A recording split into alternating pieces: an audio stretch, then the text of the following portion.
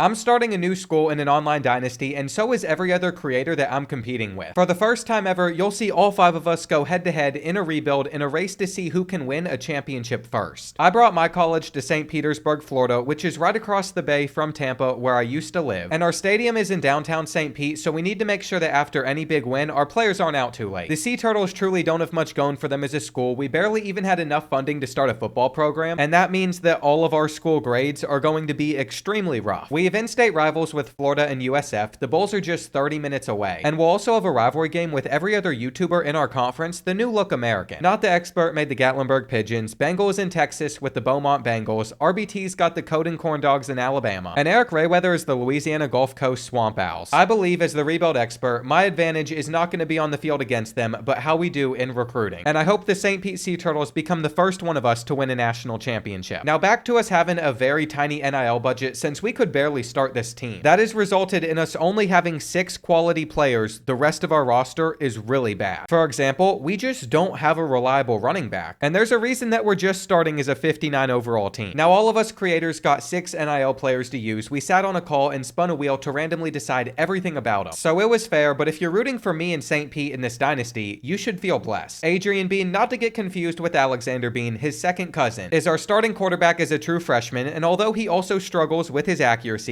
he comes in with 87 speed. He's got good throw on the run, and for our other 2 offensive players, we pulled some receivers. That means he is 78 overall Xavier McLeod, the junior, to feed, who is 6'6", a contested specialist, only 89 speed. But look at this. We were able to get lucky. We got a 50-50 ability on him. And we also have true freshman Javonte Harris, who could be extremely special in just a couple of seasons. Now in high school, he actually played running back, so just keep that in mind. And on the defensive side of the ball, our highest overall is 80. Carlos Mendoza, a junior defensive tackle, is going to help us generate some pressure. While sophomore linebacker 77 overall Devin Holt is most likely going to be my user. He is 88 speed. The rest of our guys, though, really won't help us on Heisman. It's going to be extremely difficult to get any defensive stop. And that includes our final NIL player, Javonte Caldwell, because he only has 83 speed for a cornerback. Now, he's a freshman. We could improve this over time. He also has good coverage stats, but he's slow. That's really all I need you all to know about this team. Our kickers aren't that good, so we're probably going to be stupidly aggressive. And although I've technically set my recruiting board for week 1, there's a good chance that like 4 of these players are on it by the time we talk about recruiting again. Now I'm about to join our callback, just hang out with these guys, but they'll be popping up throughout this entire video, whether we got a recruiting battle against one of them or we're actually playing them on the field. And the link to all of their perspectives will be in the description as well, so you can see how they've built up their team builder school. So far, we haven't done much besides recruit, which we're about to touch on, but we're opening up our season at the Swamp against in-state rival Florida. Miserable way to start our program, but as you can see, we have our user games coming up in week 7 against Eric Rayweather. Week 8, we're going to be playing Bengal. And then farther down in the season, we take on RBT's Coden Corn Dogs, and to end the year, we got NotTheExpert. The Gatlinburg Pigeons are going to be coming to town at St. Pete. That's our schedule for the season, where I'm playing the entire thing in this video, though I have a feeling it's not going to go too well as a 59 overall. As I started to build out my board, though, I noticed something very interesting. We were able to discover Storm Rooks, a 4-star corner's dev trait, which was elite. He is 93 speed. I think Cincinnati's going to get him since he's a 4-star. We don't stand much of a chance, but I feel like we got to go all in and see what happens. I mean, if I just pop up all of his school grades next to me, there's not much that we can pitch him on that's going to make him want to commit. But since we only have 250 hours to spend a week and all of those other points are on either a couple linebacker athletes or just offensive linemen, he is the most exciting player I can have on my board. I think this season, to build up our team for next year, we're just going to focus more on recruiting in the transfer portal. Let's hop into our first game of the season, though, against the Gators. I guess it's only right that I take you through all these uniforms. I'll also leave a link in the description if you want to play with this team. We have a full color rush of orange. We have a full color rush of this ocean blue color. I like these a lot. We also have a blackout.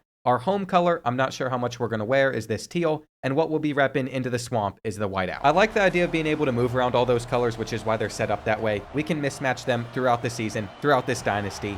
The Swamp in a day game instead of a night game is preferred. I will take that. But I do believe the Sea Turtles are in for a rude awakening. Our first carry is going for 9 yards. You know, I like how Devontae Rivers looked there. Adrian Bean has no idea what he's going to do. RPO, it's not there. And I think the last thing you want is to get held to a 3-and-out early on. We got lucky with the direct snap. It was hard to tell whether or not we'd have the numbers advantage. Xavier McLeod is going to get his first catch, the junior. We're just moving a little bit at a time. Bengal actually just sent a picture of him going up 7-0 against Texas in his game. Now that'll most likely change, but he is doing well so far. I did not mean to go back there. And I feel like this could be the first time that we look over at our tight end, though if it's locked up, we have to hand it off. Here's the thing, for being in the position that we are, we probably need to pick up at least a little of this and then go for it on 4th down. Our kicker's just not good enough, but we're going to get it all here. And I feel like we're actually having a really sustainable drive. Halfback screen, the block isn't going to be good enough. Our speed, not good enough. But what did I tell you all? Javonte Harris played running back in high school. So every so often, our freshman receiver is going to come out and fumble. He fumbles. We got it. He should not be fumbling like that. I feel like we got an interesting look here. I don't know if this play is going to work, but we get out the slant to Xavier McLeod. And at this point, every play matters. We make a mistake. The drive's over, but we're in the end zone. Brooks has it. Jalen Brooks gets the first touchdown in St. Petersburg history. I can't believe it. That was a 12-play, 74-yard, 6-minute or 5-minute drive. We just walked down the field. I think that's how we're going to have to go against the computer if we ever want to win. Now, I still don't believe we stand a chance against the Gators, but we got to keep it close for as long as we can. We'll see what version of them we get as well. That will play a big role in how this goes. Now, I am using Gordon here just because I felt like there could be a screen. Are you kidding me? We read him like a book. We actually read him like a book, and it just didn't make a difference. Underneath, they go. They're getting the first. We just jumped at Florida too soon. Now they're going with a jet touch pass. Oh, they got me biting down. Couldn't we pick that? No, we can't. No, we can't. They're going to be at the 33. We had multiple opportunities to get the Gators off of the field. It's no longer looking great for us. But I think if we just play some hard flats, we press. Pressing might be a mistake. And we try and commit to the run, we could get them off. I mean, just like that, it is 3rd and 4. I don't know if they're going to run or if it's a screen play. We're out there to make the tackle. They break it, though. This is what we're dealing with. This is not fair. They're in the end zone. What am I supposed to do about that? I mean, I'm happy that at the end of the first quarter, we're not already losing like 21-0, but we had an opportunity to hold the Gators to 3. And after I called this play, I'm actually not a fan of it at all. We have a tight end on a bubble screen. He doesn't even catch it. I think we might have made a mistake trying to go to the air after we had so much success running on the ground. It's about to be a 3rd and 1. This felt like a good time to feel out what the Gators were giving us. I don't know what offensive play we have. That's a big problem. I really don't know what offensive play we have. Looks like I'm hitting the wrong button. I'm hitting the wrong button. We had the other slant. I thought we had a run. There it is. Home field advantage. It's working out for Florida. Can we get the pick? No. They break the tackle as well. I read it like a book. It's going to be very challenging for us to build up our program these first couple seasons. I'd like it if we could at least show a little bit of respect for ourselves. Come on, DJ Lagway. Make a bad read. He is getting all the time back there. And I have a feeling a run is coming, but we're not going to get out. We're not getting out to that. I understand, though, I made a mistake. I went away from the run on the last drive. We tried to throw it a little bit more, and it just wasn't there. But I do feel like even though we are going to have the numbers advantage in this situation, we're just not going to get a big play out of it. On 3rd down, looks like they got man-to-man coverage, and we catch the ball. That's nice to see. Xavier McLeod, very reliable hands that we're hitting. Can we get anything going on the ground? There's a speed option that I feel like could lead to some really big gains for us, but they're ready to lock it up. Rivers turns the corner. Devontae Rivers goes to the 45. And you know what? We will take it. We're going to run it again, breaking a tackle. Our next play is just going to involve a couple simple reads, really a high-low, and it's there. Xavier McLeod drops it. We really tried to make these teams bad. This is one of our star players, though, just showing absolutely no ability to hold on to the football. We have the slant. This time, we're not going to throw an interception on it, and Carter's going to get us to the 10. There's actually a lot of really fun plays out of the playbook I want to use. It's Penn State. We'll see if that changes throughout this online dynasty. Right now, we're at the 5, and Florida has started calling timeouts. That is big for them because I was going to try and run out some clock in this half. We're in the end zone, though. It's all tied up again. It feels like there's a little bit of hope, but we are going to have to stop them. One thing we probably haven't done very well is we've mainly just run the same couple plays and formations on defense. And I just realized with this coverage we have out there on the field, we don't even have one of our star players. They're trying to take it deep against us, and they got him. They haven't. What do you do? What do you do when we're getting zero pressure? I'm genuinely proud with the way that we came into the swamp and how we were performing. Xavier McLeod might have him. I don't know what the throw's looking like. He drops it. What's interesting, though, is after getting beat on the press, they've given us that same look 2 times in a row. Looks like they're adjusting to it. Alexander Bean is just going to have to take off here, or Adrian Bean. I don't know who Alexander Bean is. He doesn't exist in this universe. Can we not hot route? This is not good. This is not good. We had to call a timeout or else we would have been stuck. My plan here is just look for the simple read. I think Javonte Harris will come open underneath on the drag, but the throw is off target. Now, here's the thing. There are 2 ways we can handle this. Drew told us the only house rules are don't go for it in dumb spots like this whenever you're playing against users. Well, this is not a user. This is the computer. Catch it. Catch it. Okay, that makes me feel a little bit better. We still have an opportunity to get in field goal range before the end of this half.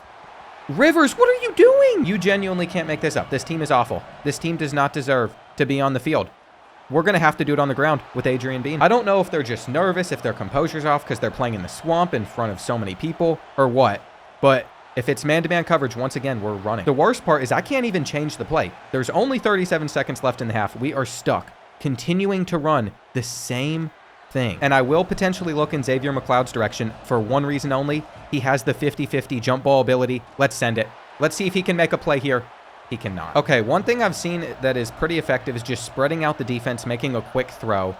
I think with the way that they're backing off their coverage, this should be an easy first. And it's saying Chase Whitaker can't even hit a kick from here. Do you know how bad that is for us? We might not get points out of this drive. We do still have 2 timeouts left. We're going to take our quick slant. And what just happened? That's great. Okay, so we basically just have one chance to get to the end zone. I'm not even sure if I'm going to force it here, to be honest.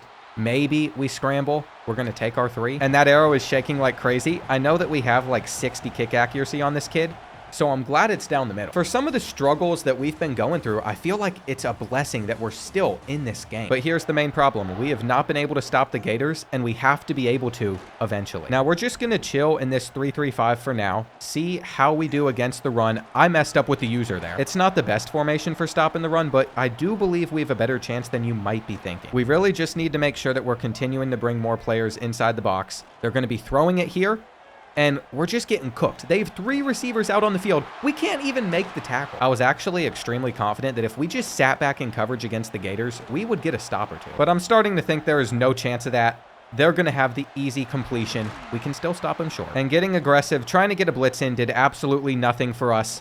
DJ Lagway, though, we missed the sack. There we go. Okay, I'm very proud of that right there. We have pass committed, so if this is a handoff, Florida's going to get a huge gain, but they just take the simple throw. And maybe that's the move. We just give up the underneath stuff. Come on, someone get there. They still have it. We have 7 guys on the line, hoping that that could help us get a stop. It didn't, though, so Adrian Bean has a lot that he's going to have to do for us on this drive. First play, I wanted to take the halfback angle route, but I've just been informed that he currently has 60 rushing yards on just 6 carries, and we're out there in Wildcat?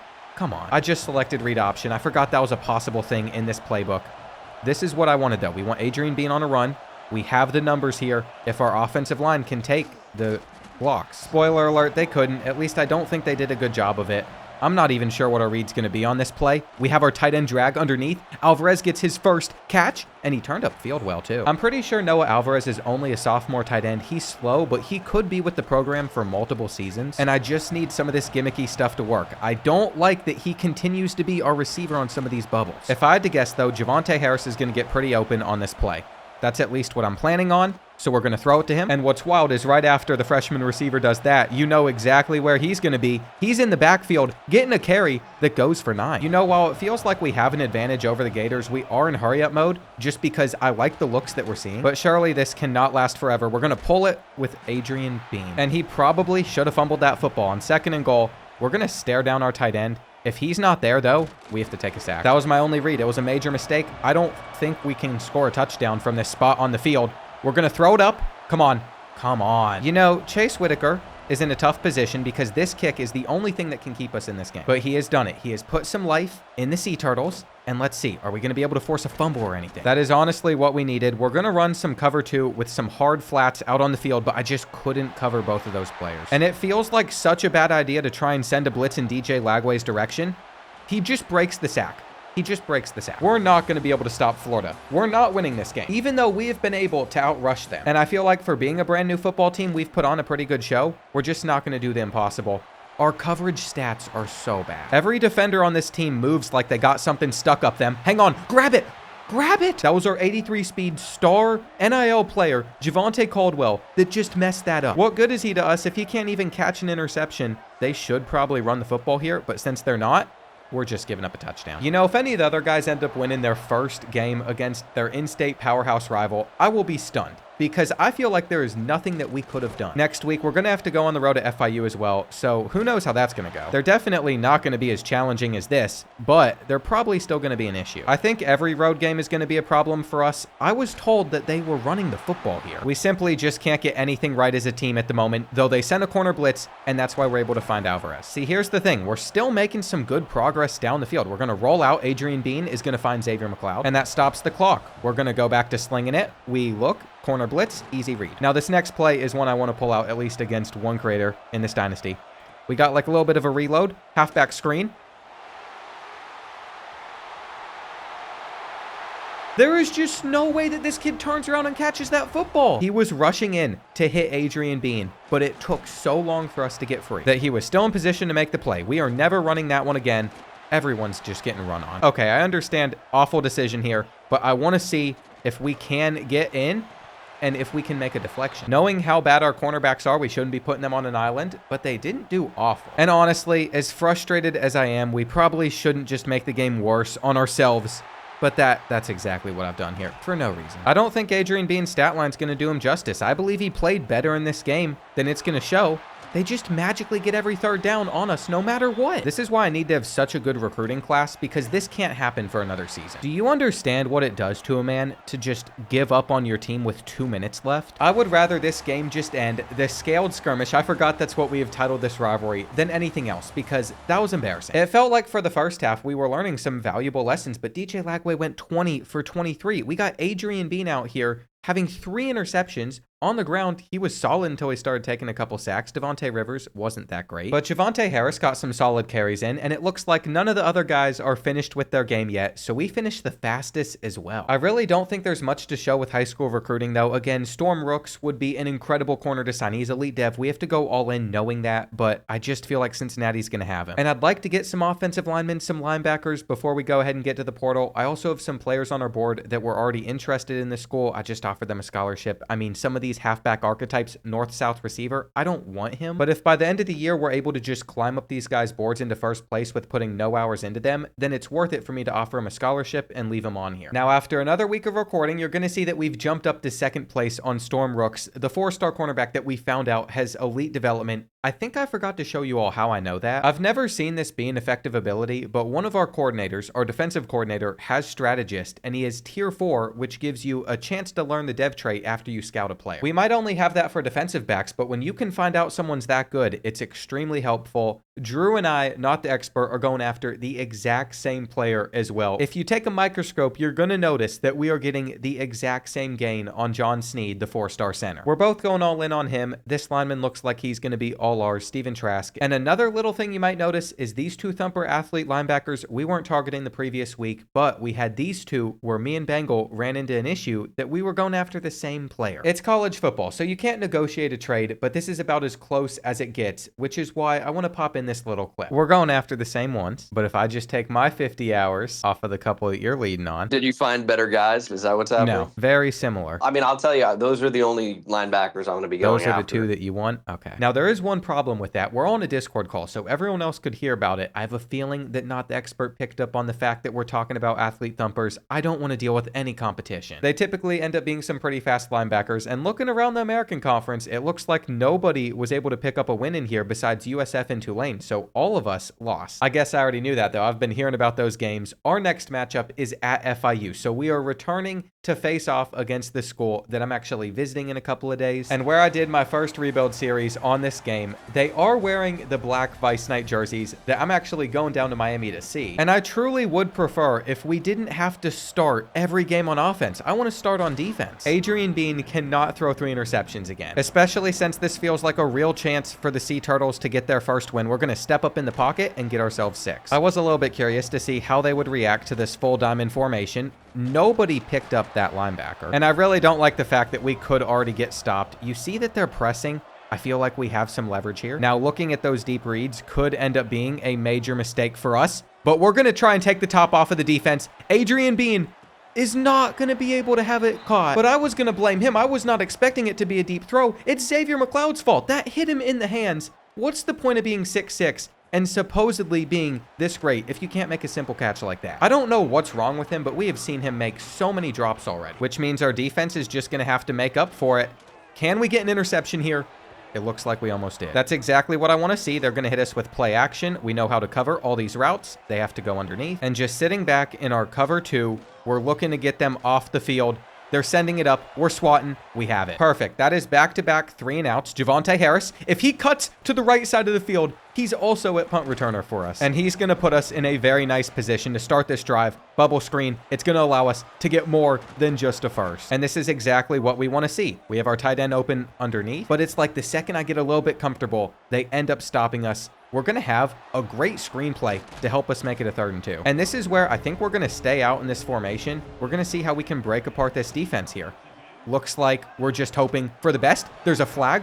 Who's it on? It's against FIU. We have been bailed out. We did not have an open receiver. From this point, I decided we were going to come out and wildcat, but FIU was prepared. It won't matter. And I really don't want to talk about the fact that we didn't hit our field goal.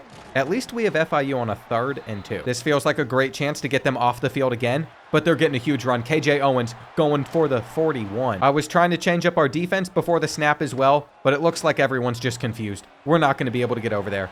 And they're going to be inside the red zone in 2 plays. Up until those last couple passes, we were doing such a great job at getting stops, at containing this offense, but now we don't even have zones out there on that side of the field. I'm not going to lie, all this hurry up stuff is making me pretty frustrated. Though it seems like on 3rd and goal, they have absolutely nowhere to go. And I wonder if they're even going to hit the field goal from this angle. They do. That just makes the fact that we didn't hit the extra point so much more frustrating than it already was. They have this game within 3, and I'm really not sure how I feel about this offensive playbook yet. Looks like Adrian Bean is going to be able to get the first down. But we might be going a little bit more aggressive than we need to. I really don't think deep shots are going to be our thing this season. We're going to see if the jet touch pass is able to get us anywhere. It makes it 3rd and 7, and we have a halfback angle route. We have our drag.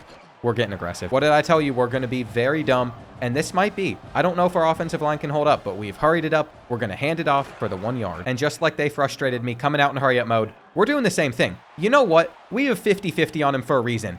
He can't catch anything. He is genuinely the most disappointing player I could have gotten. Maybe Xavier McLeod can turn it around at some point, but it's not looking likely. I'm glad that we're moving the chains. I feel like before we start this 2nd quarter, we need to take a step back, think about what we're doing offensively. We most likely need to be running a little bit more. But I'm just tempted to run screen plays and all sorts of stuff. It looked like it was open, and it was open. Isaiah Carter, no one near him, is in the end zone. Now, I have learned my lesson. We will never sim another extra point this season. And I think we're going to be all right. They could take a check down here, but we're usering it. Somehow, he was able to get that one out. But that's literally just because we have almost 0 pass rush on this team. It's there. It's so there. Javonte Caldwell is awful. On top of the fact that he only has 83 speed, to have his overall where it currently is, I'm pretty sure he is like 50 awareness and play rec. It's not ideal, that's for sure, but we're actually running the football really well here. We have the RPO that we're going to easily hit our tight end on. I don't know why he's pointing out at defenders. I mean, if I have any say in who we get in the transfer portal period, it won't be Noah Alvarez. We're still using screenplays. It didn't work as great there, but you know what they've done for us. We're going to have our comeback route, and it's a good throw. Xavier McLeod does something right. I feel like our game probably shouldn't be staying in hurry up mode though, due to our offense and defense. I think we might have a strength whenever it comes to being efficient, but the more drives that we have, the better chance teams are going to have against us. Looks like Tarney's getting his first touchdown. And most of the guys that we got scoring weren't even on our NIL budget. Ideally, if we could just get them off of the field on this drive, we'll be chilling. But if we're going to do that, we need to generate some pressure. So I've sent 5 guys, and they still had enough time to get out the throw. We have a cover 2 invert. They're throwing it, but there's just multiple players open. Nothing that we can do there. I had hard flats out there on the field, so we were playing underneath, and that's exactly what we ended up doing. The fact that they are still on the field, though, that they keep on hurrying it up is just driving me insane. What do we do? I have no choice. I have got to call a timeout. I actually think that we're going to play better defensively once we face off against some actual users. For now, though, the computer is crushing us.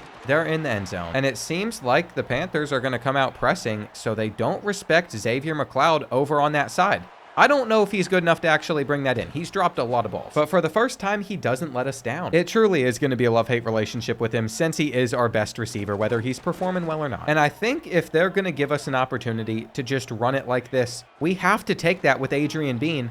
though don't fumble. Not many of the sliders or anything has been changed, but one of the things that was changed was how often players fumble. I think it's set to like 8, so that is something we just got to watch out for. We have our slant that's dropped, and FIU was smart. They didn't let us chew the clock because they want to get this football back. Now, there's a lot of pressure on what I want to run with this play. I think if we see man-to-man coverage, we're just going to throw it to Xavier McLeod. I'm looking at him.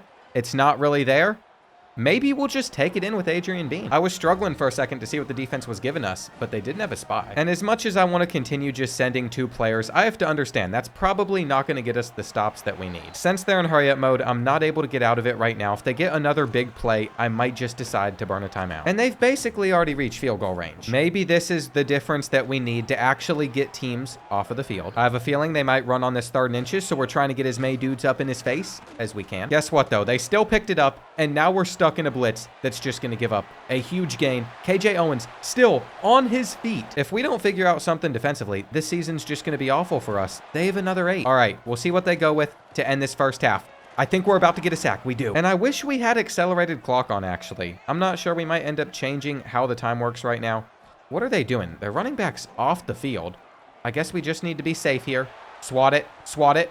Maybe we should have gone for a pick. I really did not trust Javonte Caldwell there, though. And at the end of the day, we're still 1 step closer to getting our first football win as a program. We have a 7-point lead headed into halftime. We're going to have to keep this up in the second half. And at the moment, it feels like things have been pretty even. If we can just hold them to a stop, though, I'm going to start handling things a lot differently. We can't do that. Everything that happens for this team just makes me sick. There's never anything that I'm proud of. We might need to just start user in a corner. Maybe we sit in Tampa 2 a little bit. That's something that's worked for me before. Can we wrap up? We can't wrap up at the 3rd. I can basically guarantee that in the coming weeks, we are going to get a different defense out there on the field. For now, I just want to get through this game. There's so many reads that they could have. Throw it. Throw it. No, he's still on his feet. We have 3 sacks to their 0, and they're still having success. Now, we're sending 6 because they have 5 out there. We had to user that route. It was the best thing we could do in that situation on 3rd and 16. Just settle for a field goal. Make things easy on us. We have so many guys over there that should be able to make a tackle. And what would be amazing is if they shank this, but they don't. Our first play is going to have Javonte Harris back here, and he's just going to give us a read option that'll go for a couple. I don't love that necessarily. Maybe an RPO works a little bit better. It seems like we should reach the marker. And we have a tight end sliding over on this play that can catch another ball. I think that's the first time Elijah Sanders has gotten to touch it. I noticed the press. Xavier McLeod isn't really open, though, which is an issue. He doesn't have speed for that, but sometimes he gets open, so that's why I had no choice. Javonte Harris, though, running down the field. These are the big plays we need. And we just need to go back to running the football, which doesn't get us anything. I am trying my best to be a firm believer in us controlling the clock, in us controlling the tempo. It's working. But only if we're able to end this drive with a touchdown as we head into the 4th quarter. I've been pretty proud of Adrian Bean so far, not having a single interception after he threw 3 last week. But we have been keeping his reads pretty simple. This next play is one I've never seen before. You might think that's very similar to one that we just ran, but there's an option for the quarterback to run if neither the bubble or that is open. I think we can take off with Adrian Bean here as well. He's in. Whatever formation we just discovered seems to have some really exciting stuff. And I decided we're going to go back to only sending 3 with the hope that we might get an interception or something. The idea is they need to score fast. Maybe they're going to force something that isn't there. And what would be really nice for us is if we were able to stop the run, but we just can't. I think the idea has to become that we just look to play this underneath stuff and see if we can ever bait the QB. Where we've been using on the field has not been working, and it seems like they're just going to quickly hit that white guy. 3rd and 10 now. 4 verticals. This is very stoppable. They did have a comeback route, though, and they had another comeback route on that side. It just feels almost hopeless that we would be able to get a stop. Come on, throw it at us. You're making the right read on every single play. I genuinely don't know how we're going to get the stop that I want. That is a position that I could have played a little better in. But let's be real. There were still 2 routes that I needed to take away. And I wonder if they'll ever test us deep. They don't really have a reason to. If we're not going to be able to stop them, we're going to come out with a 6-man front and see if this does anything. If we could mix in a blitz or 2 and catch them off guard, it's going to be nice. Obviously, we don't want to blitz all the time, and they just throw it over our head. No one can cover. No one can tackle. I don't know what this team can do. They're handing it off. No, it's an RPO, and it's not a good tackle. We almost got there in time, but we were not fast enough. We could end this game off of like 1 or 2 first downs, though. That's really what we're looking for, which is why Javonte Harris is going to be in the backfield, because if we're not throwing the ball, we might as well use the former high school running back here. But I just realized we should probably set it to conservative ball carrier. I will even let him get rest in between some plays. I am petrified of a fumble being the reason that we lose this game. But then I was reminded, what about this play? It seems like we could throw the bubble or we could take off with Bean. It seems like neither are there, though. Can we throw it away? No, we cannot. That makes it 3rd and 13. We actually have Carter. He doesn't catch the ball. He doesn't catch it. I think we all know how this is going to end. I'm so frustrated before this even starts because they're just going to drive down the field. At least we got a good punt. Do not touch this. Let time run off the clock. And let's see what they decide to do. If we could just bait them into a pick, it would end it, but it won't. It just isn't going to happen. We're almost better off giving up a touchdown. Hang on, though. What did I say? If we can mix in some pressure, it might actually catch them off guard.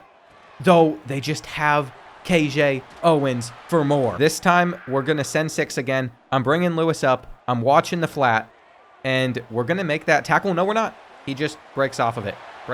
We know their kicker can hit from here, too. So just get a touchdown or take a sack. That's literally been the only effective thing that we've been able to figure out in this game. But can we wrap up? No, we can't wrap up. Nobody can make a tackle. There is nothing I despise more than this entire team. They're not going to run it because they want to be able to get into the end zone. And we're going to lose to FIU. We are going to lose to FIU. Sometimes your best is just not enough. This is one of those situations. If we get lucky, I'll take it. Come on, catch this. Oh, what a throw. Okay, you know what? They actually didn't animate on something. There's a flag. Is this a free play? Is this a free play?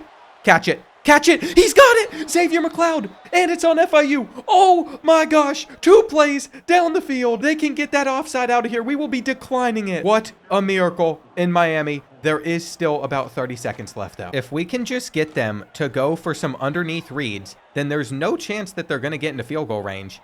They're going to send this one up, though. They're going to send this one up. And we got a pick.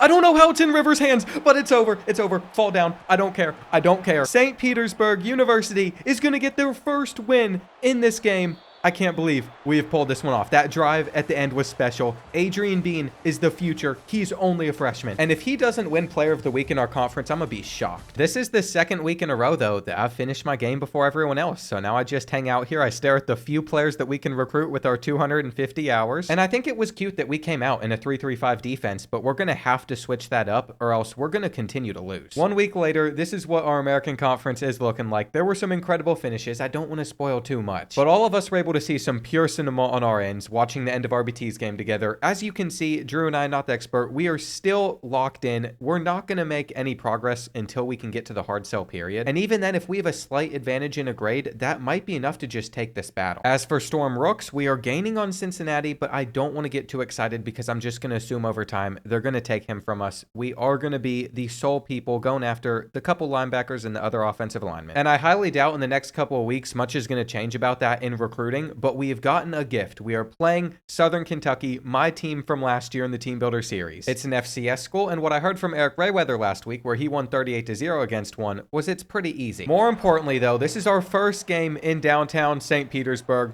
We're going to take out this opening kickoff because I feel confident against them. The Stallions should not be able to take us down, and Adrian B needs to have another big performance. Since Bengals tight end's been going for like 200 receiving yards a game, we're probably never going to see a Player of the Week with him. But who knows, that can always change. We're actually going to hand this one off to Javonte Harris. We're going to fake it on the next play, and they fall for it, which means we could get a huge completion here. And with that ball almost being intercepted, I might need to be a little bit more careful than I was thinking I'd need to be. I swear, if we lose to an FCS school, I will never hear the end of it. We can't put on a bad performance here at the Shell in our first home game. We're going to have a chance to pick up the 3rd and 10, and that's exactly what we've done. I actually really like that look, so we're going to run it back one more time, and the drag is there once again.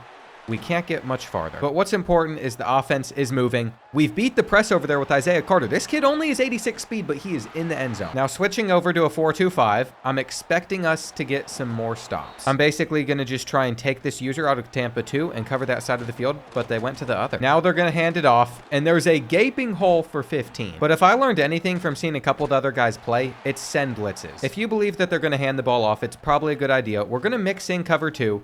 I'd love if they were to test us. We almost got a sack. And all we need to do is just drop our guys back, protect the sticks, and not give up anything dumb. I know the Stallions aren't good. I know we're playing an FCS school, but it feels good to just be getting simple pass rush in. Maybe we get a good return here going too. I don't think this is going to result in a touchdown. But I've been waiting to have some fun out of Wildcat against some teams that I feel a lot more confident against. I don't want to say that this could be a viable offense for us, especially since our tight end is the one with this carry, but it looks like there's going to be a huge lane for him to get 20. And just watching Noah Alvarez run over a player like that has me so pumped up. On 2nd and 10, after that run, didn't do too much. We're trying to throw it. Alexander Bean puts it on the money, and Rivers is going to get a huge gain, but this is an easy opponent. Like, I don't know if there's much I can take away from this game. I might just throw this ball up to Xavier McLeod, knowing that he's got that 50-50 ability, knowing he caught a game winner on someone's head. And that's honestly the look that we should have been going for a lot this season. Eventually, corners are going to play that, and we are going to throw some interceptions, but it won't be here. I'm actually trying to close this game out as quick as possible, order some pizza, and watch the user game that's going on between Bengal and Eric Rayweather. Southern Kentucky might have some other ideas, though, if they can put together a couple good offensive drives. That was a nice tight end screen to get them a first down. But what did I say? When in doubt, send some blitzes.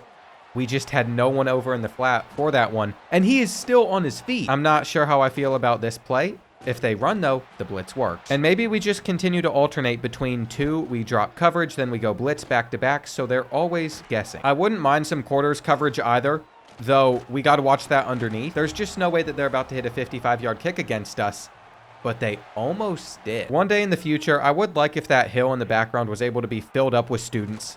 That could have been picked. What a great first quarter from us, though. We're just going to hit this hole and get caught. I'm not going to feel bad, though. If they believe that they can press us, well, it worked there. But like I was saying, if they believe they can press us, then I will throw it up. Xavier McLeod on the cut just got locked. He just got locked down. I know we pre-fired that read. I guess I have to learn to never do that again this year. And I feel like this is an interesting approach on a 3rd and 2 for them, where they're just going to hand it off.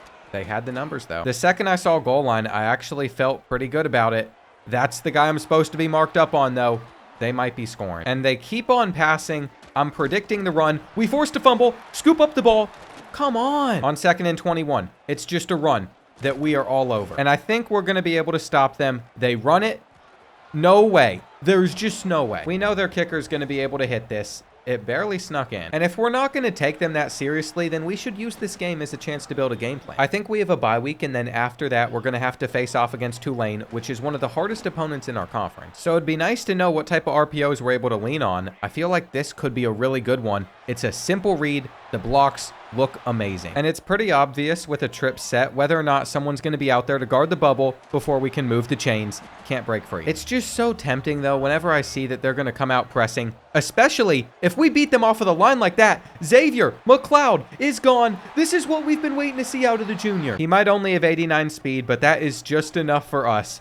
And they're going to break off an even bigger run than we were expecting. Maybe we should bring players into the box but not pinch our defensive line.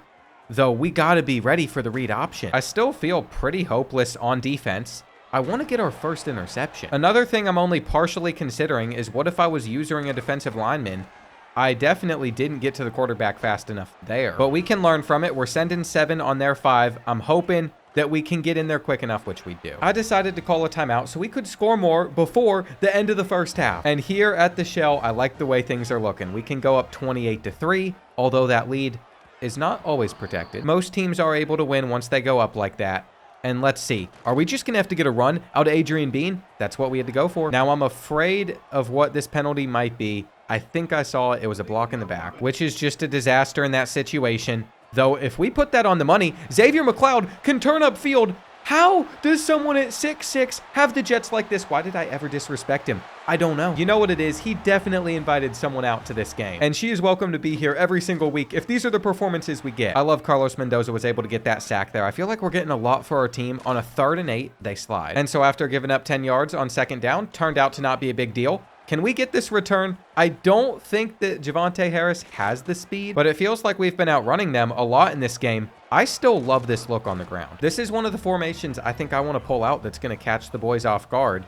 We have a read here that could have been intercepted. So that doesn't give us a good look, but I'm telling you, I think there's potential for big gains there, and I just missed an open receiver. If we could just score another touchdown here, we're really going to coast through the second half. There's no reason to show every single play to you boys. I still don't know how I want to structure this video. I think most of the emphasis, since it's an online dynasty, should more so be on the online things. But at the same time, the development of our guys is important as well.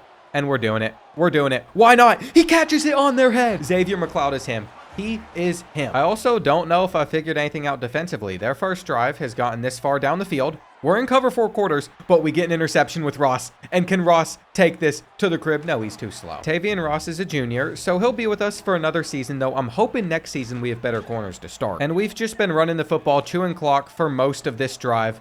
I feel like I made the wrong read there, though, on 3rd down. This shouldn't be a problem, though. We're just going to hit a jet touch pass. I'm really liking the gate formation. What's going to be fun about it is I think against users, they're just going to be incredibly confused. Seems like we had some blockers on this side of the field, and that was such an avoidable fumble. We should not have given up. I just want us to get them off the field on this 3rd down where they go underneath and they had it, but now they don't. They don't. I want this score to show that we dominated another team. I want everyone to see it and wonder how we're so good. I know it's an FCS opponent, but for us to not feel the stress we felt the past couple of weeks, that's a big deal to me, and I'm going to be looking for Xavier McLeod here. Looks like he is open with the slant, but he got rocked. So what I've kind of figured out is maybe we should have just run it whenever we were this close to the end zone. It really is nice that we have Adrian Bean for the next 4 years because it's consistent for the program. Unless he gets injured, we should be rocking with him this entire time. And we got to stop where they punt it. I think if they're going to give up on a 4th and 3, we should just run out the rest of the clock. No reason to run up the score any more than we already have. We have to respect our opponents, and we get to go out and celebrate now for getting our first win at the Shell. What a performance out of Xavier McLeod. I'm glad he's starting to get some swagger, some confidence, and there is one thing that we can do if we get just one more skill point. It's upgrade Adrian Bean's accuracy, so I have to remember to keep an eye on his skill points throughout the season. Now, I do have some bad news for recruiting as we head into this next week. You're going to notice that John Sneed reached the top 5, and NotTheExpert has been able to put him on a visit the week before us. On top of that, our visit's going to be against Bengal, which is a user game. That's going to be hard to win. And I have no idea what his hard sell is, but Drew told me on a call that he knows exactly what his hard sell is, and it involves playing style because he was super pumped up that his playing style grade was good. Let's just say that he currently has a running back named Mike Masters that is not only a monster on the ground, he has done all this in 4 games, but he also catches for about 100 yards a game. There's really not that much I can do. I'll find out next week if I'm just wasting points. I spent 40 on a visit. We spent 25 for Storm Rooks to put him on a visit. I've discovered with him as well, we can't pitch the hard sell because it's going to involve playing style and pro potential, which are both F grades. Our competition, Cincinnati, had someone like Sauce Gardner graduate at corner a few years ago, so their pro potential for corner is very high. And that means I basically just need to accept that the 2 4-stars on our board, we're not going to stand a chance with. Plus, we're probably about to lose against Tulane because they just went on the road and beat Illinois. So with all of that out of the way, I'll let you decide if there's a single positive for me to be excited about. I'm just going to have to be very hopeful we can chalk the green wave. And I think if anything, it's going to really start once we get on the defensive side of the ball instead of the offense. Again, I have liked the way that we have controlled the game and played whenever we have it. We're about to be past midfield, but we just cannot get a stop. And I hope you all like these blackout jerseys because I sure do. I think the ocean blue ones are still my favorite, but these are a close second. They're going to play Rivers. And it almost feels like we might need to hit McLeod for an out route, depending on if they're in man-to-man coverage or not. I don't love the routes we have on the field. We're going to hit McLeod. Make this catch. He's got it. The fact that Adrian Bean can just place it there in the first place is such a nice thing to have. A quarterback that we can rely on. With how low some of his accuracies are, I really wasn't expecting him to be any good for us, but he has been. We also have some interesting running packages that we can use with him. I'm not sure how they're going to develop. Looks like he is going to have the blocks on this side of the field, but we might fumble. And as long as they don't send a blitz, we should be good to pull this play off. We got our tight end. Okay, so coming out in 5 wide from here, we're going to spread the defense. Maybe we have a quick read. If we don't, we'll hit our slant. I guess that still counts as a quick read. We'll go up 7-0 against Tulane. I also have to say, I'm pretty impressed with the crowd turnout that we've had as well. I know we're playing against a 3-0 team, but most of the bottom stands in the stadium are full. This is a brand new football program. We need as much support as we can get. I figured man-to-man coverage might be our best chance. I don't know if that's actually going to be the case, especially if they have guys that can just dust us. And we're supposed to be playing up on number 1. It's so hard to figure out what we're going to do. We just got burnt by switching on to him. That is 3 straight catches for that receiver, 3 straight big plays for them. and it's about to be 4. In a short yardage situation, we're going to come out sending 7, though this is why we can't do that, because we will just get burnt for 6. It has to be when they can't block a tight end and a running back. I feel like we really didn't learn much out of that drive. We weren't able to ever put them in a tough spot. And I put quite a few routes out there on the field so we could make this a 3rd and inches. Feels pretty straightforward to just go for the QB sneak, which we have. Now, if we could just get this ball into the hands of Xavier McLeod, I want to see what he could do. He's not going to break that tackle. But we have learned that we can throw footballs up to him, so we might as well do that here. I'm sending it. Aggressive catch. It's dropped. If we don't get at least a few yards, it's going to be very hard to justify going for it on 4th down, but we don't have to worry about it. Currently, our only chance at beating Tulane is just continuing to score on every single possession. And that'll take us to the end of the first quarter. It is still that point in the game where I'm positive, I'm optimistic. We're going to see if they bite. They do, which is why we're going to be able to get a first. But eventually, they're going to pick up on the fact that we're running a bunch of RPOs, and these aren't going to work the same way that they are at the moment. Now, this one seems a bit complicated to me. We have 4 different routes that we can read. I didn't do it. It was too much, but they don't respect Adrian Bean at all because he can rush for a first. Never mind. No, we can't. They were able to stop him there. We got a one-on-one on every one of these defensive players. As long as they don't get a shed, we will move the chains. But that was just a pure panic move, and I think most people in this stadium know it. We could set our feet and get a huge gain to Elijah Sanders, but I almost think that we're more accurate whenever we don't set our feet, though Noah Alvarez is getting off of the line well today. I've been really happy with him in this game. I don't love that they just got a free rusher in right there, but we're going to get the quick out route to our receiver. And with Javonte Harris bringing it in, we have to ask ourselves, how can we keep these guys isolated? Now they're motioning someone over there. We got our tight end. That's all we want. Are we going to be able to maintain Tulane's offense at all, though? Can we get them on a 3rd and long ever? That's literally all that I'm looking for, and they have the RPO, but they can't reach far enough.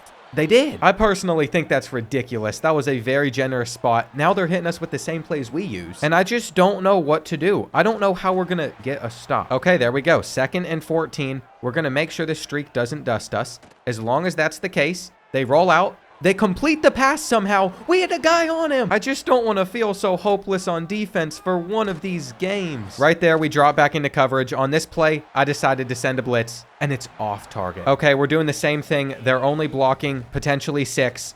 There it is. We're fine. That was the scariest thing we've done. They already got one massive touchdown off of it. They should have had a touchdown off of it the play before, but those are the risks that give us a chance. I feel like the way this has been going, if we drop back into coverage on those big down situations, they're literally just going to dot us up every time. And I wasn't sure if we'd be a pass-heavy offense or a run-heavy offense whenever I started this team. We probably got to throw that one away. I mean, just based off of the player draws that we got, we probably should be more of a pass-heavy offense than anything else. But I still wish we could run the football a little bit. And on 3rd and 1, that's a clutch throw. I never know when something's going to be inaccurate. We might even be able to pull out a halfback draw to get a decent gain here. Looks like the cut was for 6. I'm not saying that that's the best gain in the world, but it's better than nothing. I was going to throw our slant, but Adrian Bean, it gets us to the 30. See, right now, we're in a position where we could end this first half well. But I will say, ending this drive with a field goal is a very large part of that. And unfortunately, I'm not sure if we're in range yet. I don't love that Carter is the one that's going to be on this route. Maybe we just scramble. Do we have enough? That should be a fumble. There is a point where it's not worth it to be greedy anymore, but you have to think. We have somebody that we can throw it up to, or that we can draw a flag on. I mean, that's just awful animations and mechanics. But it does put us on the 4-yard line. I think they're about to send a blitz at us. And if they don't, oh, we're going to run into a sack. Get out. Get out. I am terrified of missing this kick. Thankfully, we didn't. Those normally do not end very well for us, but at least in this situation, it did. They also had a very rough return there. We went with man-to-man coverage, and we're there lurking. Give us the ball. There's like 4 dudes in the area. They're probably going to hand this off and try to get an easy first down. That will work too. And it still doesn't feel right to be running as much man-to-man coverage as we currently are. But here's the alternative. We're going to send 4. We're going to run our cover 3. And they're just going to be able to complete it about every single time as well. Wait, going to be 3rd and 5. This is a moment where we could get Tulane off of the field. It's a wide receiver screen that they don't hook up on. I can't believe I'm saying this. We're in a good position. Now, I don't want to jinx anything, so we got a lot of time left, especially starting a drive on the 10-yard line, but I like what I'm seeing so far. I think we have to continue to give what the defense has shown us. Right now, we have the numbers advantage here to pick up the first. And Adrian Bean needs to take more carries than he already is. We're going to have this one on the ground with him. and he's going to get the perfect block at the right time. I was a little worried what was going to happen there by keeping it, but it all works out in our favor, and that's a big hole for Javonte. We're going to give him one more run since he just had such a big one, and now we're going to drop back and just immediately get it out to our real running back. Then on 3rd and 1, you can see what they've come out in defensively. They're ready to stop the run here, but we're still going to hand it off and fight and reach. There is nothing scarier than Javen Price getting carries like that because he has 77 speed. He's also 5'8", but at least he made something happen out of it. And I'll take this too. Ever since we got the ball back, I think it's big that we've been patient. Not only are we dominating this game on the ground, but look at our time of possession versus theirs. I mean, Tulane barely stands a chance because they've not had the football as much as us. We're going to get into the end zone with Noah Alvarez. I think that's his 2nd touchdown on the day. And the change that put us in this position in the first place was actually our zone coverage doing pretty well versus the Green Wave. Now, what we have right now is a mix of match and zone. I think if they're going to have any formation like this, we'll still go with some cover 2, though I have to be willing to stick down on the slant. And I really just can't get excited by most of the players on this team because of how bad and slow they are. I think we know exactly what is going to come on this play. We're User and Lewis. I'm ready for the deep ball. They're just going to take their check down, 3rd and 6. I'm okay with that, though. We're going to send in a little bit of a bluff blitz, make them think that we're coming when we're not going to be coming. And I just can't get there in time with Caldwell. I think we're going to spend any upgrades Javonte has in the offseason on his speed. It is really tripping me up that we have 2 Javantes as well. And then we have a Devontae as a running back. No, we gave it. We gave it up. There it is. This is still our game to lose, though. I'm not stressing yet. And on 2nd down, we're actually going to throw the rock, which is going to lead to a 1st down. That is big. Anytime we can just keep the ball away from them for a little bit longer and stay in bounds, they are forced to use timeouts. They're forced to get a little bit more aggressive. And that's what they've done. I mean, that is exactly what they needed there. Though, this throw makes it a 4th and 1. And you know what? We might regret this. We're going to regret this a lot if we don't get it. But Xavier McLeod's open underneath, and that is massive. There's almost nothing the Green Wave can do from this point because they have the 2-minute timeout on their side. But after that, they're out of timeouts. It might have seemed like a long shot at first, but we have won this game, and Adrian Bean is stunting on them at the end. I thought that was the best thing that could happen to us, so we could just learn to play some more defense as we try and close out this game. By the time that we've gotten them to a 4th and goal, I'm feeling pretty solid about this. They just send up a prayer, and we actually get the interception with Javonte Caldwell. The freshman is making plays. I think these blackout jerseys are just our best ones to wear for luck. And to walk away with a win like this,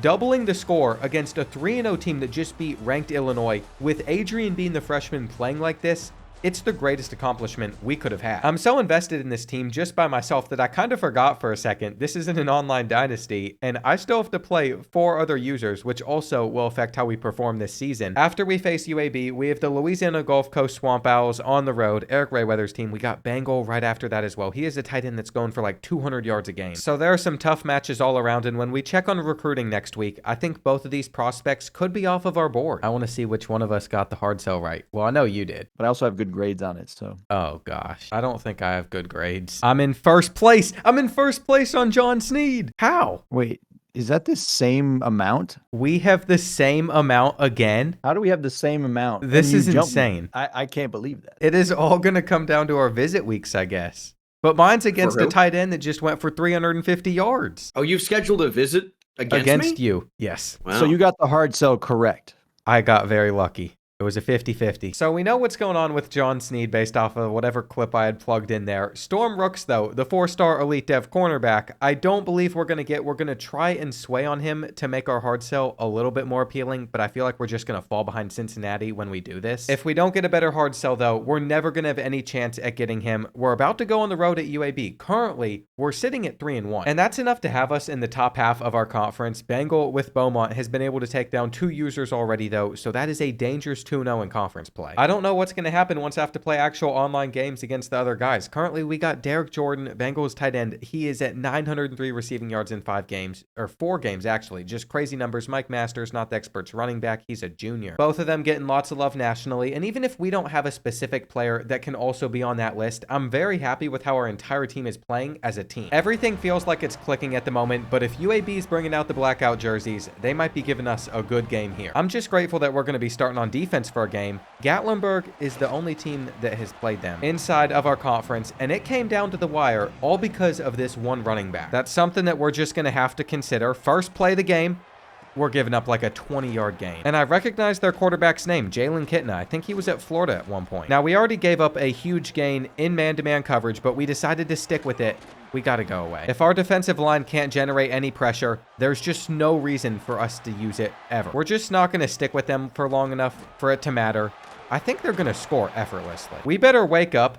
They got us with the play action, though. He's so open. I'm really embarrassed by how that first drive just went. We had almost zero defensive effort, and that's just not how you win a game like this. Now, if we look underneath, Javonte Harris is going to help us get a huge gain. I really thought he was about to slip through the crack and go all the way. We have the numbers to hand it off, and we can get a huge run from Devontae. That might be the most that Rivers has had in a singular attempt throughout this entire year. And I feel like so many of these plays that we're running have halfback angle routes out there on the field.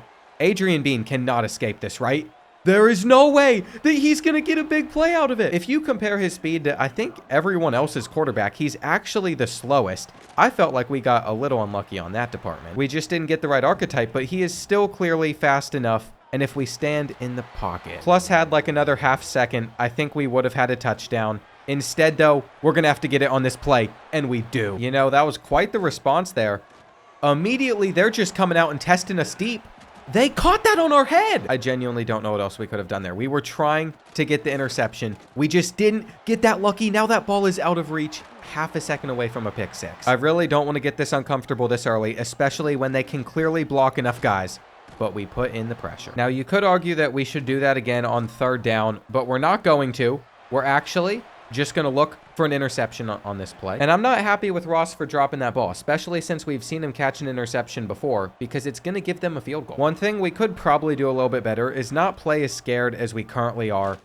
We're just not going to get a big run. It feels like those rarely go well for us, and if we go underneath over to Devontae Rivers, there's a lot of space for him. Now we're going to get Price out there. And I figured this kid had potential to be really fun. He's one of our base players. Everyone has the exact same overalls on all the base players besides the 6 NIL ones. And he has like 93 acceleration. But I don't think anyone's going to use him because that 77 speed truly does show. Devontae Rivers, on the other hand, he's getting to the 20. I can't believe what I'm seeing. He has 3 carries for 35 yards. I think he's going to get caught on this play. But we have yet to hit them with the tight end streak RPO. And they're not falling for it. They were prepared to cover. This is a big play for us to end the third quarter, and I think we're about to take a sack. The worst part is we should have at least thrown that away, and we might have had someone open. I just watched it back in instant replay, and I'm absolutely sick, but what a kick. We're going to keep things at 10-10, and we just gave up the seam. They always know where I'm using. I always end up making a mistake as well. I think they're just going to hand this off, which is why this defense is solid. If they do it again, we're prepared. We don't have the numbers out there, though. We did not have the numbers out there. That right there is the huge danger of zone coverage for us. And there's nobody around to catch him. Jevin Jackson is not making things easy for us in the slightest. This is exactly why, though, we were trying to limit the possessions against Tulane. Our defense most of the time is just not going to help us. We're going to take a sack here, too. And I don't know if Noah Alvarez is going to be good enough to get us 18 yards on third down. That's got to be a good throw, and it is. I really wasn't expecting any of this out of Adrian Bean, especially when I knew how inaccurate he could be under pressure. I think it's at like 65. But look at him right now. He is dicing apart this defense, and we're about to be able to run for more on the ground. I think we're just going to stay out there in 5 wide. If we see man-to-man coverage, we can turn upfield. I wish we could have gotten a bigger gain than that, though. And we have our slant. We have our slant. What's crazy is I wasn't even aware Khalil Harris existed, and he just had back-to-back huge plays while Isaiah Carter was out. And I think it's time that we learn to just trust our quarters defense, because I'm not sure if there's anything else that's going to stop them. I am still extremely uncomfortable with the mix of man and zone coverage, knowing what a lot of the stats for most of the players on this team are. But at least we've gotten them to a 3rd and 11. We're going to protect the sticks. We're going to pass commit. I really want them to just throw it to that hitch route. And I think if we're going to generate almost no pressure unless we send like 7 guys in their face, that is how we have to manage our defense. We're going to cut again, knock it out. But I feel like Javonte Harris still did his part there.